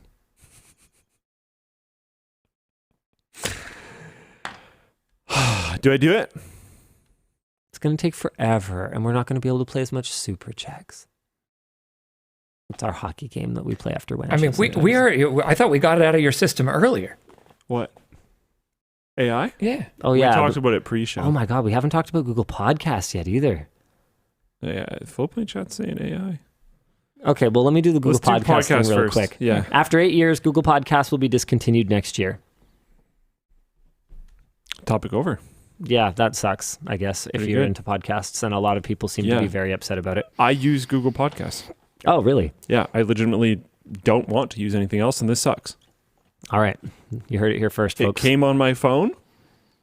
A podcast app does not need to be elaborate. Let me download the thing. I guess there wasn't enough money in it. Sorry. Yeah, because I don't think there was any.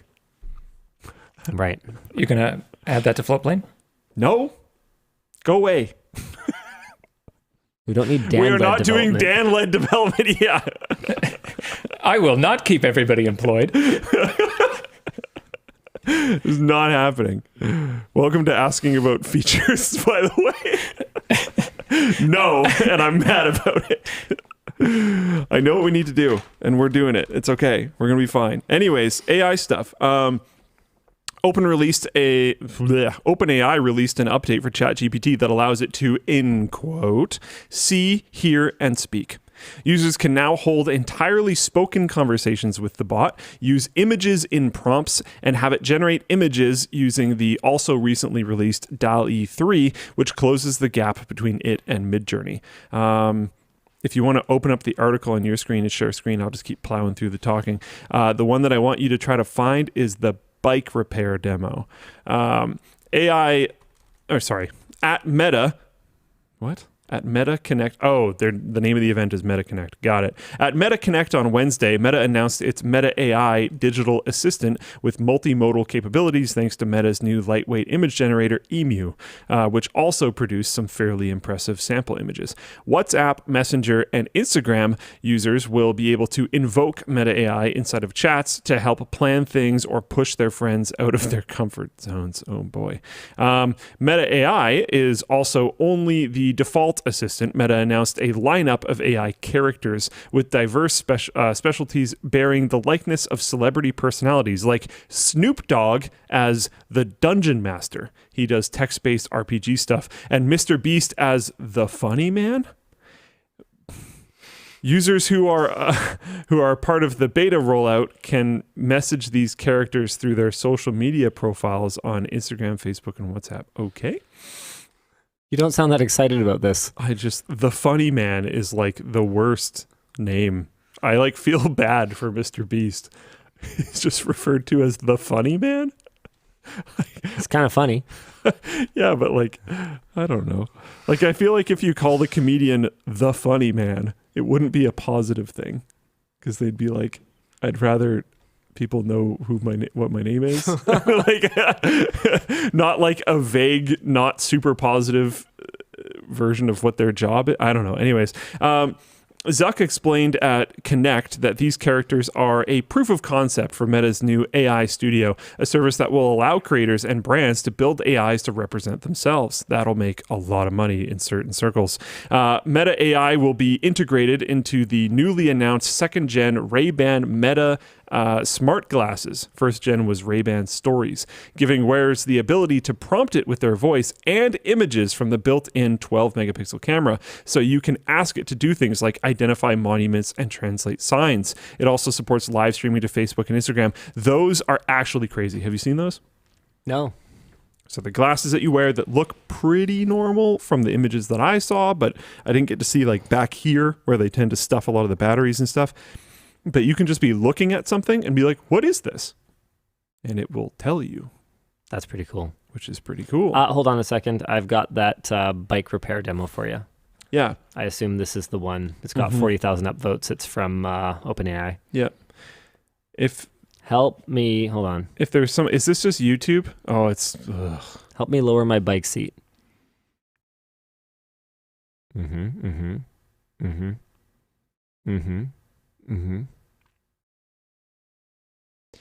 So it gives them instructions and it says, if you have tools, let me see them and stuff like that.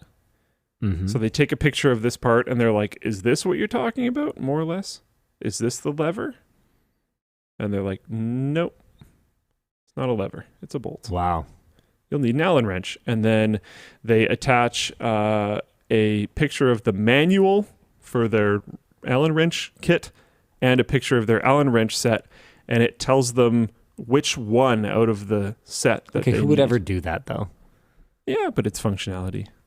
Yeah, I guess so. You gotta take steps in the right direction. I don't know if they would include the manual. The manual might be a bit of a cheat, but yeah. Yeah. But yeah, pretty interesting. Yeah, that's pretty cool. I don't know if we have a link in here, but the second gen Ray-Ban Meta smart glasses. Oh my goodness, I hope that's not the official name. Those look pretty wild as well. Yeah, Jaden posts in Floatplane chat. A new mass data collection scheme just dropped. Yeah, absolutely. It's going to be rough. Ethical Images. Getty Images has now announced their own AI art generator built by NVIDIA and reportedly trained entirely on Getty's own library of licensed images. This is kind of cool. Getty has previously sued AI art generators for using its copyrighted images in their training data. Getty also says that the images generated in this manner will not be added to its existing library. What are they for then? That's the weirdest response. No, they're for generating AI art, but they're not going to take their generated stuff and put it into their library. You just use it to generate stuff. Got it. Yeah. Okay. So you're not photocopying photocopies. So they're not generating these for their own use and sale. You can use it. Okay, understand. Yeah. I love this one most. This is my favorite. I actually did want to talk about this. The internet is melting. Twitter user Tyler Glale? Sure, close enough. Recently discovered that Google search was highlighting an answer sourced from Quora that claimed that eggs can be melted. Quora itself claimed that the information was taken from ChatGPT. However, Quora actually sourced this information from an outdated GPT-3 API. I love this so much. AI's feeding off of AI generated or like training data, like training data being built from training data that was built from training data. We are going to end up with some wild stuff. We've been talking about this for a while, right? Yeah. Like it's going to be rough. AI intelligence. The CIA is preparing to launch an AI tool intended for all U.S. intelligence agencies. According to the CIA, the AI would be able to sort through the huge amount of information collected by U.S. intelligence, with links back to the original source of the information. All right. Well, there was a demo that I showed Dan, someone on Twitter who took a screenshot from some SaaS website's dashboard. Like software as a service? Yeah. Okay. And fed that into ChatGPT and asked it for the code. And it spat out a bunch of code and they shoved it into an IDE and just ran it and it worked and it gave them a SaaS website. the thing Give that them a what? like the dashboard for your selections on the left hand side, some charts and dashboards and things that you'd expect, all that kind of stuff. The part that isn't as cool, and you could tell, Mr. Twitter user, that they wanted a lot of views and a lot of clicks on this because they didn't exactly try to use it. Right. Because no part of it's actually going to be functional. Yeah. There's a bunch of buttons. There's a lot of charts. Those charts aren't going to be fed by any actual data. Yeah. All of it's just going to be hard coded. The back end is the hard part. Not necessarily. Well, okay. There's complicated things in front end too, and what I'm saying is that none of those were done. Sure. No actual. It's just like there's a static chart that we made. I just mean I could ask literally anyone in the editing den to put together a quote unquote, software as a service dashboard.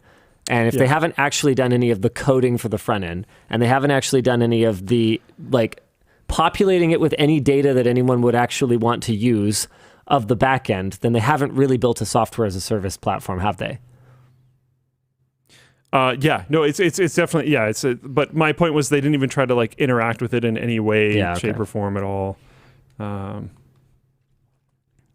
Oh, someone linked the Meta smart glasses in the chat. We can have a look at these. I've heard of V0. It's cool. So how thick are they?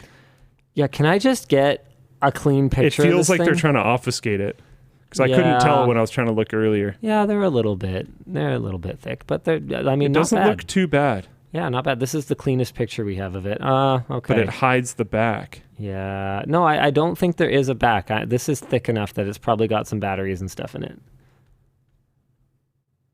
Power switch right there. Yeah, okay. Hello? Oh, why are websites so terrible these days? So it has a capture button. If you're Speakers capturing right things, does it indicate to people that aren't you? Yeah, I think it has a light. Yeah, pretty cool.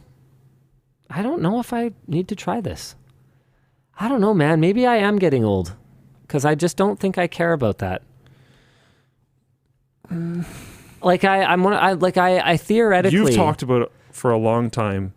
When it can identify people for me and remind me, proactively remind me of hey, you haven't asked about their kids in a while, or, whatever, right? Then, yeah, I could see it being very useful. But honestly, we are so far away from that. And I just don't really feel like I need to engage with these not really that functional prototypes at this point. And I don't know, maybe I'm just being a fuddy-duddy about it. But, we're still at the point where if you have more than one James in your address book, it's hard to call James with your voice. You're making a face that I am really struggling to interpret. I don't know if I want to show it on stream. Well, too late now. Well, No, I didn't do it. Okay.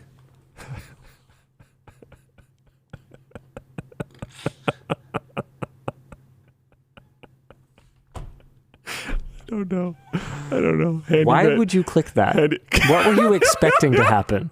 I was trying to see if I needed to ban them, but I was like, it's Handyman, so I feel like it's not going to be a bannable thing, but it looks like a bannable thing. Luke, that's a work laptop. If I didn't know who this person was, if I didn't recognize this person from chat, I would have just banned them. Right. But I recognize this person in chat. I've interacted directly with this person quite a few times. So I was like, okay, well, I'm going to check first. And then it was glorious. I don't know. And we're about to gloriously switch over into WAN Show After Dark, I think. Oh, man. Thanks, Dan. Always a professional. I get it from you. That's a transition. He doesn't actually walk in front of the camera. It's just a transition he plays back. It's a transparency. We recorded Dan walking in front of the lens on the green screen. I don't know if you guys could hear him, but he said star wipe as he walked past. Dan, it's really low budget. Dan, you are a star. You just say the name of the transition. I just assumed you meant that you're the star and you're the wipe. Yeah, maybe more wipe than star. Okay, where are we? Why is there a WAN Show After Dark square on WAN Show Bingo? That's cheating. That's not It's fair. always WAN Show After Dark now. Yeah. Unless that's in the The middle. entire WAN Show is just WAN Show After Dark, depending on how much sleep I've had. Oh my goodness. Anyways. All right, let's hop into it. Yeah, let Hit it me. rip. Hi, LLD. I'm looking at downsizing my PC setup, and the cleanest setup video from a few years ago has piqued my interest. How viable do you believe that setup is today? Any shortcomings? Okay, we've done cleanest setup a couple times, so it would be nice to know exactly which one you're talking about. Okay, so here we go. Yeah, basically Homeless has made it so that we can never actually win this again, so that's frustrating. But anyway, let's move on. We're still going to do really clean setups. They just won't be like this. This one is very cool, but not necessarily that practical. Mm-hmm. If you mean this one, so in the I think there's a difference between clean and like non-existent. Not to diminish what they did. That was actually one of the most like incredible things I've seen in a long time. Okay, you must mean this one. So we embedded the cables into the desk, and then we routed the cables down the leg of the desk to a tower that was just sitting next to it. I don't remember if we put a wireless charger in for the mouse. No, we didn't. That was one of the upgrades we made for this one, where the wireless chargers are embedded in the desk.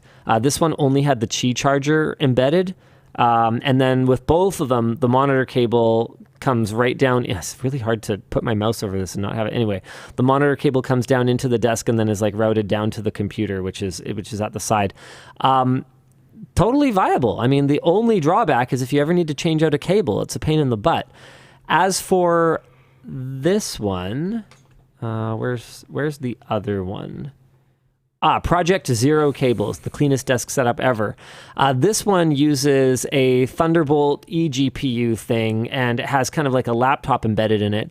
I would say that Thunderbolt 3/Thunderbolt 4 with their bandwidth limitations have kind of reached the end of their useful life for external GPU setups these days, but Thunderbolt 5 looks very promising. It doubles, or depending on the usage, it's not really 100% clear to me right now, doubles or triples the available bandwidth, which Intel says should make it much better for eGPU, and I'm really excited about that, because if we're not bottlenecked by, lesser mobile GPU setups and we have a proper high-speed link to it, mobile CPUs have gotten frickin' fast. Like, so close for non-all-core loads, like games. So close to their desktop counterparts that, I think it could be very viable.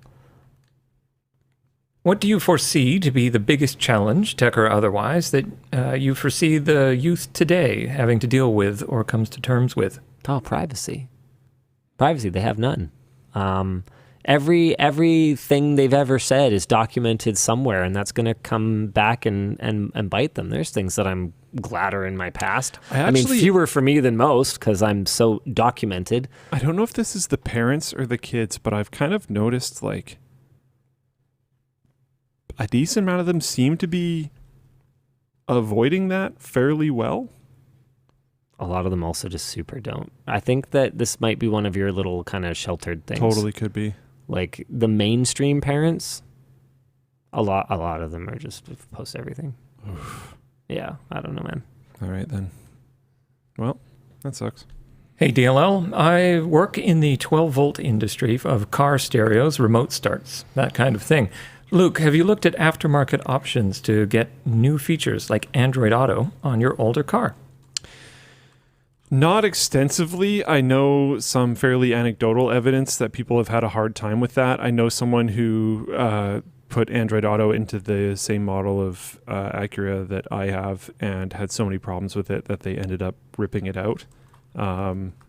So based off of very weak anecdotal evidence that I have from other people, I haven't bothered. That is the only thing. Yeah, someone in Philippine chat, they all suck. It's like, yeah, I don't know. That is the only thing I'm interested in, though. We have a video coming on that. Really? Yeah, Plouffe basically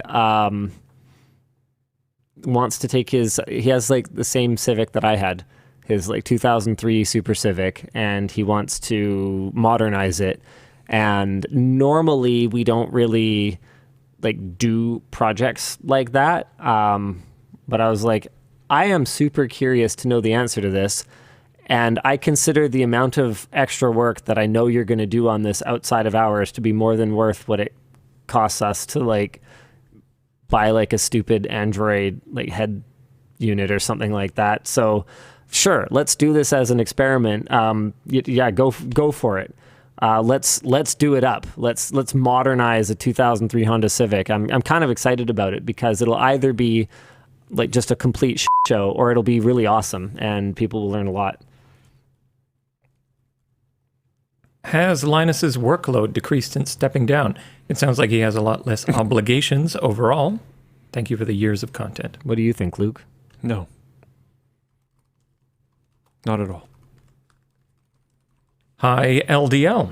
It's like, hold on, I'll give an example. Oh my God. Do you know that meme where the person's trying to fit blocks into a thing? Yeah. And they're like, usually it's like some new game or something on one block, and they're like, how do I make this fit? And you see them taking out the sleep block to put the that's a new game in. Shen comic. Something like that, yeah. It's just, how do I make this work? Take out some duties, input more new ones. Like, no workload was lost. I would even question, I think at certain points over the last little bit, it's been higher than it was before. Now the new things are fun, so they can take up even more space. I don't necessarily know if that's the case. I'm exhausted, guys. Yeah. It's been more work than before. A lot of what I've been doing is, like, I have a boss now, I guess is probably the best way I could put it. So I've always had a boss. That was fun. Wasn't it literally Tuesday? There was a meeting where he was like, I need this thing. And you're like, when am I supposed to do it? He's like, well, I need it by this day. And you were like, okay. I was like, whoa. I mean, the thing is, like, it's a weird dynamic, right? Because I pay him. So what am I going to do? Pay him to tell me stuff and, like, not listen to him? What's the point of that? Yeah. How am I getting my money's worth of that? Like, do you see what I mean? This, like, super weird power dynamic. It's like, well, I'm pretty much throwing away the money of him being employed here if I don't listen to him. So I guess, all right, yes, sir. Yeah, and I mean, there's some stuff that I've taken on for myself. Like I somewhat notoriously did not review our videos or watch them for many years, ever. Yeah, I don't think I ever watched our videos. And which is why, like, a lot of them would have, like, blatant, especially in the early days, they'd be, like, missing audio for half of them, like, stuff like that. Because I just hadn't looked at the footage at all. I've just uploaded it raw right to the camera. And lately, I've been watching almost every video and providing detailed feedback on almost every video, because it's not that I don't know how to review a video. It's just that I find it to be... I find it does not hold my attention very well as a task, and I have found over the years that the better use of my time has been to be working on the next video.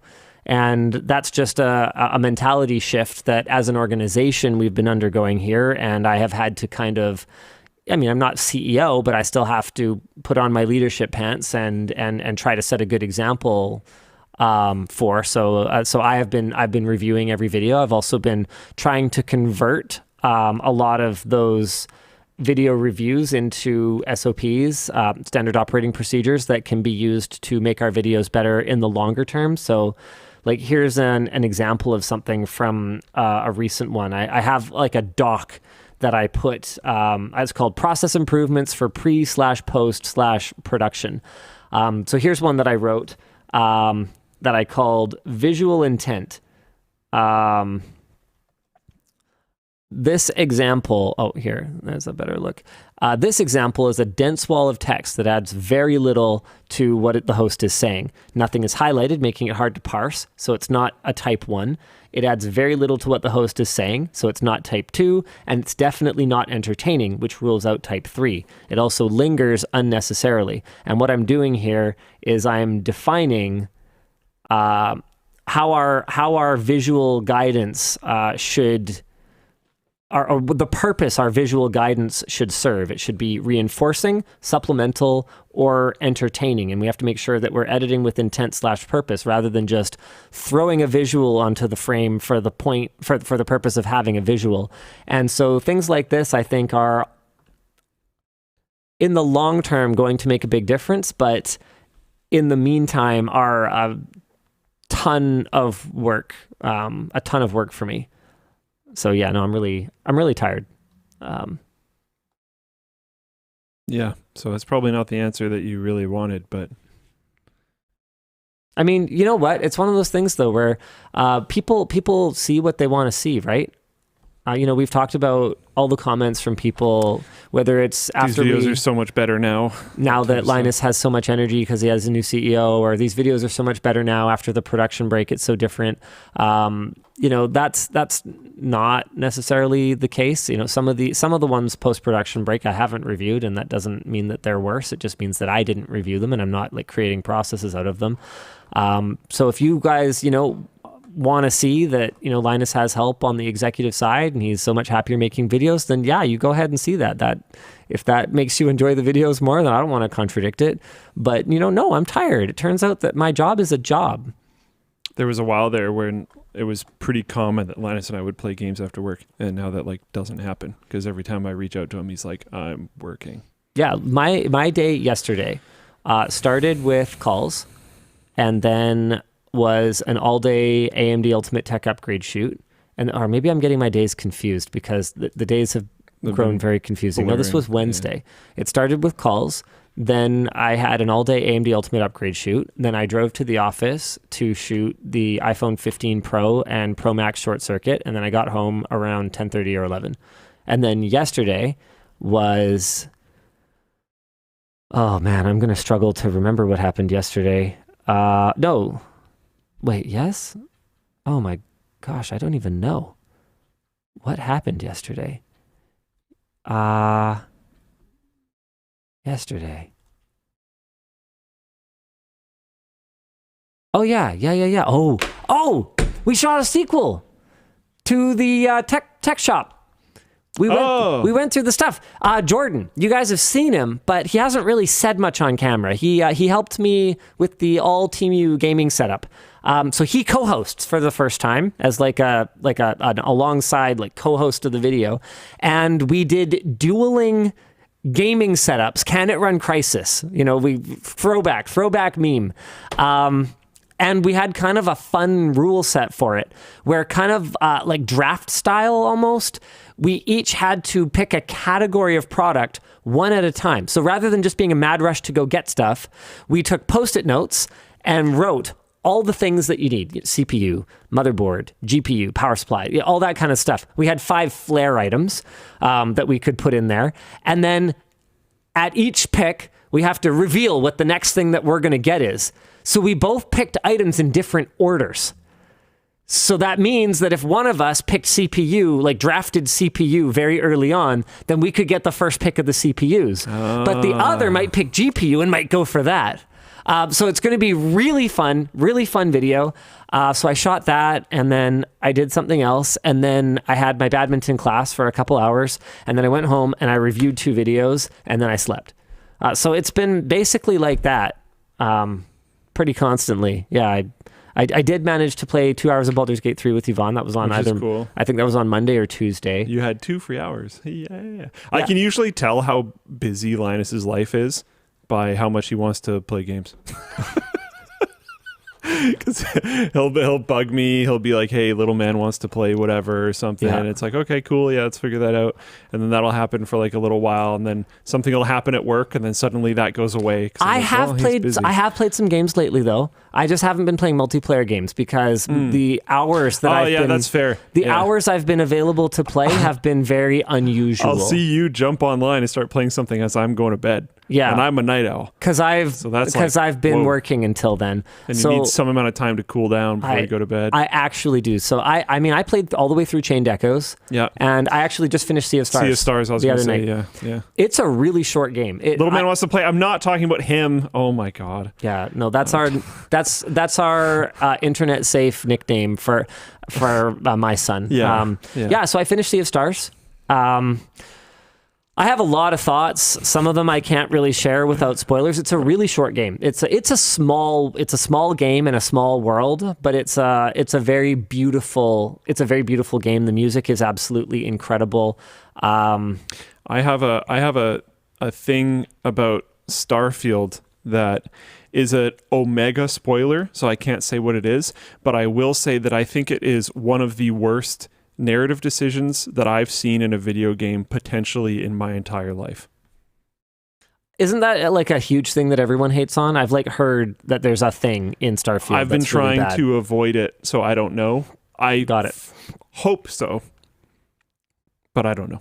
Yeah, okay. It's cool. like actually just stunningly stupid. I don't know. Yeah. My big thing with games is I hate it when they wimp out, and actually novels too. There's this it's like a Christian series of novels. It's called the Wingfeather Saga, and it's Christian in the same, not even to the same degree, but in a similar sense that like C.S. Lewis's work is sort of like Chronicles of Narnia is like a Christian allegory or whatever, but you can absolutely enjoy them regardless of, any kind of belief in Christianity, Judaism, or whatever else. And what I think it does really well is it keeps the stakes high. And this is something that happens relatively, not towards the end. One of the characters suffers an affliction, like a really life-changing, awful affliction. And there is no magic vial that you can just get and then it's better. And I feel like so much modern media, particularly for kids, like these are kids' books.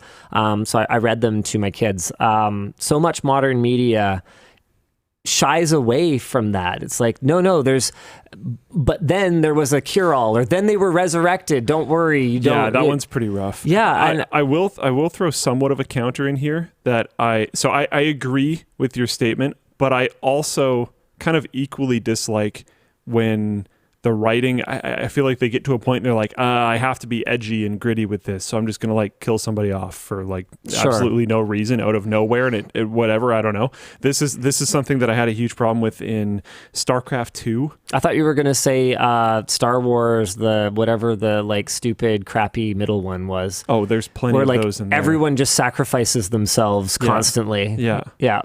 And then anyway, man,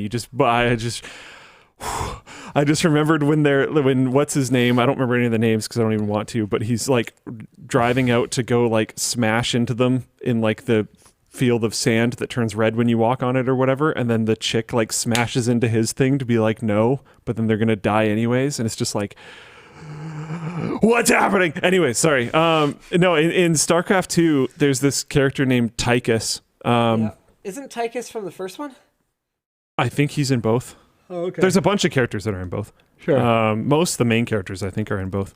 And he's like stuck in his blue armor or whatever. Tychus Finley. He can't get out. Oh, no. Introduced in StarCraft 2. Oh, Did I thought play he was the in campaign? the first one. Might have. It's pretty old at this point. Might have. I don't know. I know the name, so sure. I might have told you this story before because it annoys me so much. That's fair. But he just gets killed off, and it's like there's this whole narrative thing, like the whole game, where it's like the Kerrigan. This game's old. I was going to say, are they just trying to recreate like the Kerrigan moment, where you're like, no, not Kerrigan? I kind of think so. Like Kerrigan is finally saved. Oh, why? But Tychus is like paid off to kill her, and whatever his name is, the other main character, Jim Raynor. Yeah, okay. Raynor is like with Kerrigan, so Raynor wants to save Kerrigan. Tychus wants to kill Kerrigan. Tychus goes to kill Kerrigan, and then Raynor's like, nope, and just headshots him, even though they were bros the entire time. And I was like, no real effort was put into like, can we get him out of the suit? There was no like, can we fake Kerrigan's death? It was just like, nope, I guess Tychus is just gonna die now. And it was like, okay. Can I just jump in and say that it bothers me a lot in video game cutscenes, in games where everyone is constantly shooting at each other with bullets, Yeah, and then it's a one shot. And then it's a one shot in a cutscene. It's a totally irrational thing. It doesn't matter, but it kills my immersion. Yeah. Totally destroys my sense of my suspension of disbelief. And honestly, it's the same thing for swords. Like, you play a Final Fantasy game and you'll have the entire team with their giant, 39-pound sword, like, kabah, kabah, and then there's a cutscene, one shot and by there's a like a backstab tiny or little something. knife, and it's like, bleh. Yeah. Like, oh, I'm bleeding so much from this tiny wound that In this game that has resurrection, but let's ignore that part. Yeah. Yeah. What is the point of phoenixes if the down doesn't pick them the back up? One that was worse to me was I was playing Diablo 3 and they kill off Deckard Cain, but it's just like so random and doesn't serve like anything. You're just kind of like, you walk into some house, if I remember, it's been a long time, but you walk into some house and it's just like, he's dead. And there's no like, oh my effing G, Deckard Cain is dead and we're playing Diablo. It's just like, time to move on. Guess he's dead. Everybody else dies. It's fine. I'm just like, man, like, use this moment. Make it more impactful. Like, if Tychus and Raynor really, really, really tried for a long time and like wrestled with this thing, and like there was no other option than they have like this duel, like, sure, okay, but no, bang. It's like, I don't know. It's just so like, there's no payoff. It feels like they just deleted this character because they were like, we should probably have that because this is like a story for adults, so somebody's got to die. It's like, sure, but it should like be written well. Cosmos 47? Are you talking about Crosscode? Okay, hold up. That's actual realism, Tarkov style. His example, however, is in a game where it's not like that. Yeah. If it's in a game where bullets do bullet things, then yeah, that's fine. But if it's in a game where bullets are made out of bunny farts, then it's not really applicable. Yeah. Then it's contradictory. Like, it's if you're playing Halo and you just finished the campaign after taking 87,000 bullets, and then somebody one-shots you in a cutscene, it's like, I don't get it. Yeah. Yeah, it's silly. Are you okay. Are you a super powerful space ranger, or are you just like a guy? Yeah. It's like, what's going on? And that's not a very good example necessarily, because I don't know that happens in Halo, but either answer is fine. All I ask is for it to be consistent. Yeah. Hi, LDL, cholesterol. I'm a third-year pharma student in Cincinnati, Ohio. I think that's a protein chain or something. Did Yvonne's learning background help her learn finances quicker from being in a pretty heavy field of sorting out information? I wouldn't say that. I would say Yvonne's aptitude for intaking data, organizing it, keeping it organized, and being just extremely detail-oriented helped her be good at both pharmacy and finance. Hi guys, first time merch message. Is there any notable difference in preference for merch that you guys see between regions? That's a great thing that we should track. That's interesting, actually. I'm amazed you don't. Well, I mean, the data's there. You could add that after you add podcasting. Why would we add it to FlowPlay? Dan, stop it. Hey, Luke, Linus, and Dan, love the show. Do you see 12 gigabit cards, 12 gigs of VRAM being enough for 2K Ultra settings in most games for the next few years? Or are we approaching times where 12 gigs isn't enough? Yeah, I think it'll be fine for the next few years, but that also depends on what the mid-console generation refreshes look like. We haven't seen this before, and I don't know how it's going to change the requirements for games. What we know is that developers are going to target whatever the latest generation of games that they can sell against are. So there's going to be a delay from when that generation launches to when we really take the most advantage of it. So you can kind of look to console hardware to guide what your PC spec might need to be, plus some because it'll run in a lot of cases less efficiently on PC, and or it'll allow you to crank the details up more on PC, so you might want to overkill it a little bit. So with that in mind then, if the PS5 and the Xbox Series X are what we've got for consoles for the next little bit, yeah, I would expect to get a couple more years, at least a few more years out of a video card like that, knowing that even if those console refreshes happen, we're probably not going to have developers actually building games to target them until, or releasing the games that they're building to target them until a year or two after they launch. I mean, Sony, they do a better job of launch games, but especially on the Microsoft side, yeah, maybe not quite as much. And that's just kind of a good general rule. So we saw this explosion in the demandingness of games over the last couple of years, but that's not an accident. That's not a mystery. That's just because we got high-end consoles a few years ago that game developers were like, all right, let's go, when they started building games for them, and then all of a sudden we needed faster PCs. Yeah, I want to interject really quick. Papa Trotsky, I admit I put Halo out there as like an example for the damage thing. I wasn't actually trying to go after Halo. I was just trying to talk about like the time to kill in Halo games. But Papa Trotsky pointed out, Halo Reach, I think, ended the right way. The ending is a super long battle that ends with a cutscene of the character slowly getting beat up before getting overwhelmed and killed. And honestly, yeah, it's sad and it's brutal, but it's like well framed. And yes, it's something that happens in a cutscene, but you like are absolutely overwhelmed and you feel it before it happens. And when the cutscene happens, it's like, yep, this was gonna happen. Like it was. So it's like, yeah, it's rough, but it's properly rough. It makes you feel and understand the rough. It's not just this like out of nowhere, poorly written, dumb thing. Yeah. And people reference the ending of that game like all the time as something that's really, really well written. Yeah, Jane, Halo Reach. Everyone dies and everything is hopeless. 9 out of 10 game. Yeah, exactly. Like you can be super rough with something, but it's really well written, so you care about it and you're invested and all that kind of stuff. And cool, good. Yeah, I don't mind when games kill off, or movies or books or whatever. I don't mind when they kill off characters. I just think it should be worth it. And I find in a bunch of games in particular, it's often like not.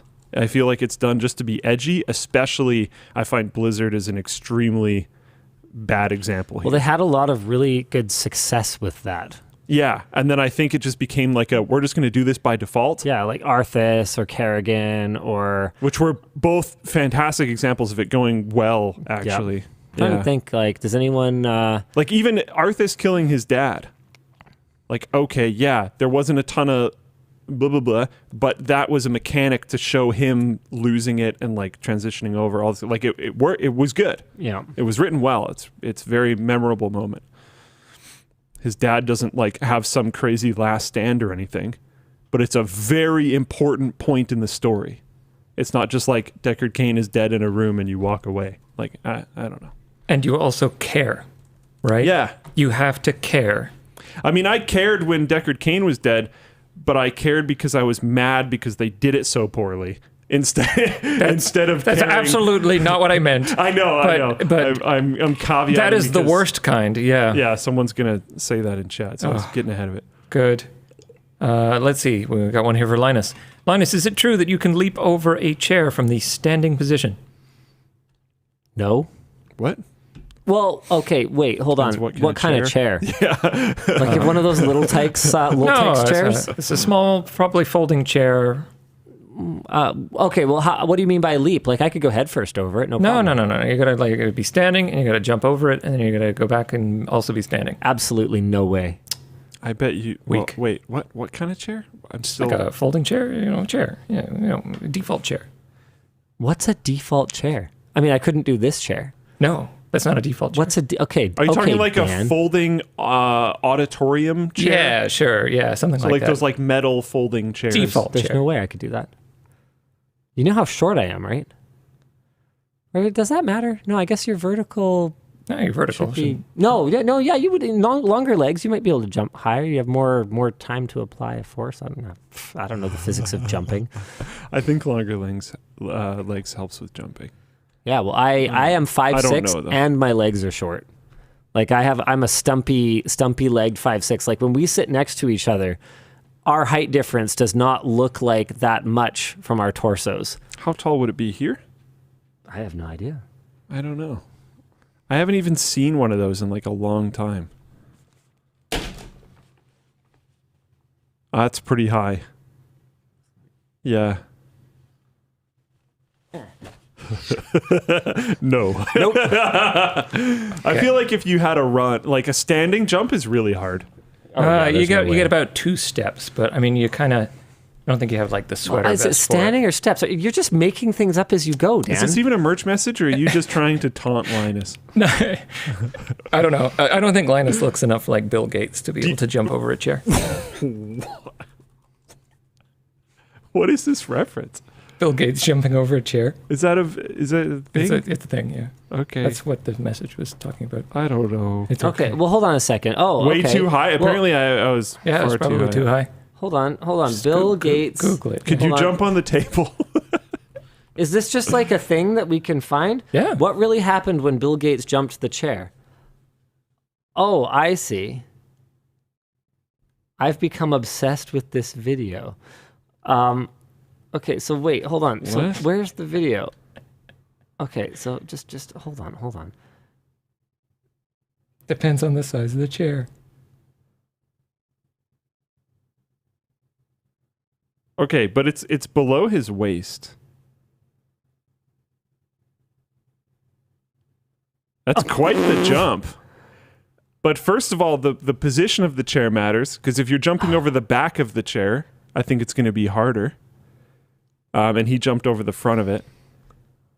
And also, it's I think it's shorter than I expected. Okay. That is quite the jump, though. Never jumped the chair. What am I looking at? Have you seen the video? I have the video on my screen. I clearly need to watch this. Here.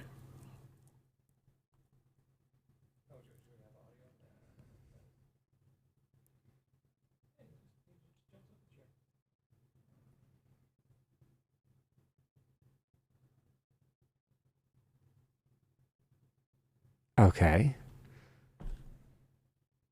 I don't know. Moving on. They're just the most confused people I've ever seen. I don't know. Yeah. FP exclusive of Linus trying to jump over his head. Better have a helmet on. Yeah. Hello, LS versus LL arm wrestle live on WAN. Luke's size and known strength versus Linus's badminton conditioning and honey badger determination. I'll do it, but my honey badger determination is going to do nothing for me. I'm going to get absolutely crushed. Here, watch We're gonna this. have to, like, Just clear watch all this. this Hold stuff. on. Watch this. Okay, hold on. Okay. What am I doing? What's happening? Well, that's actually impressive. Okay. Okay. This is this man's forearm. This is my bicep. Oh my God. You know what? I don't think we need to bother. I don't need to get hurt right now. I wouldn't hurt you. You would wouldn't destroy need to. you. You just sit there like this. Maybe like drink some water, have a conversation. Hello, DLL. My local. And I'm not big, okay? My local and only ISP switched to a pay-per-gig model. My average bill for my family is now $278. Have you explored what it would take to start an ISP? Like at a remote LMG compound, perhaps? Honestly, at this point, you like basically can't. You're just going to be piggybacking off of somebody else. And at that point, a decent amount of your price is going to be dictated by the market. So, I don't know. Sorry if that's a really disappointing answer. Linus, what is your favorite WAN Show snack? I think Available? your Yeah. most common one is ketchup chips. Yeah, I think that's just because they're there, though. Yeah. Like, I would never buy ketchup chips. They're just, when they're there, I'm all like, ooh, ketchup chips. And then I eat them, and then I feel bad.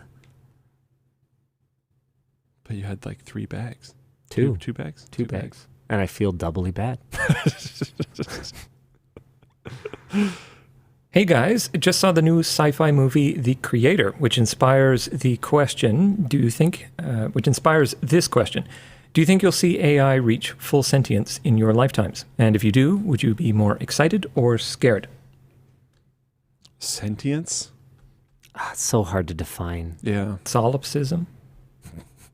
Who's alive, really? Is your mic open? Yeah. Okay, good. It just turns into philosophy at that point, doesn't it? Yeah. I don't know. Don't say that in Floatplane chat. That's evil.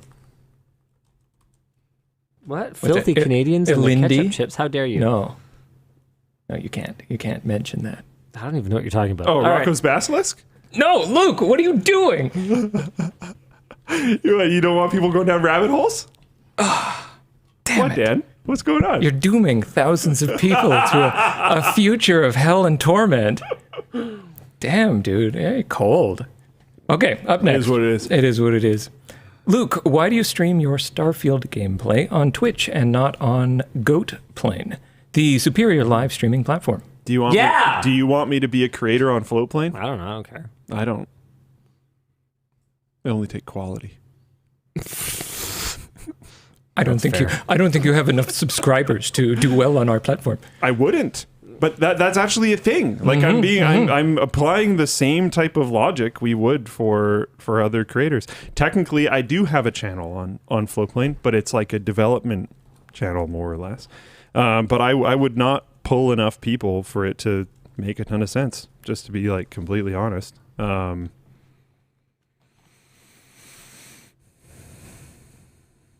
I don't know. I also don't want accounting to have to deal with the like $6 a month I'm gonna be making from like I don't think it makes a lot of sense. I don't take that offensively.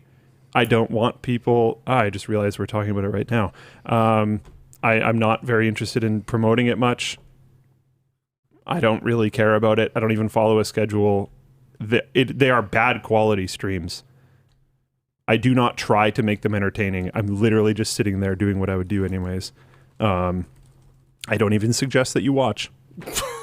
There you go. What a sales pitch. Yeah, I don't. The reverse psychology. I don't even want that. Don't watch this stream. You will actually be bored and just leave, and that's fine with me, to be completely honest. All right. Speaking of bored and just leaving, I'm out. Terrible sales pitch. You suck. Bye.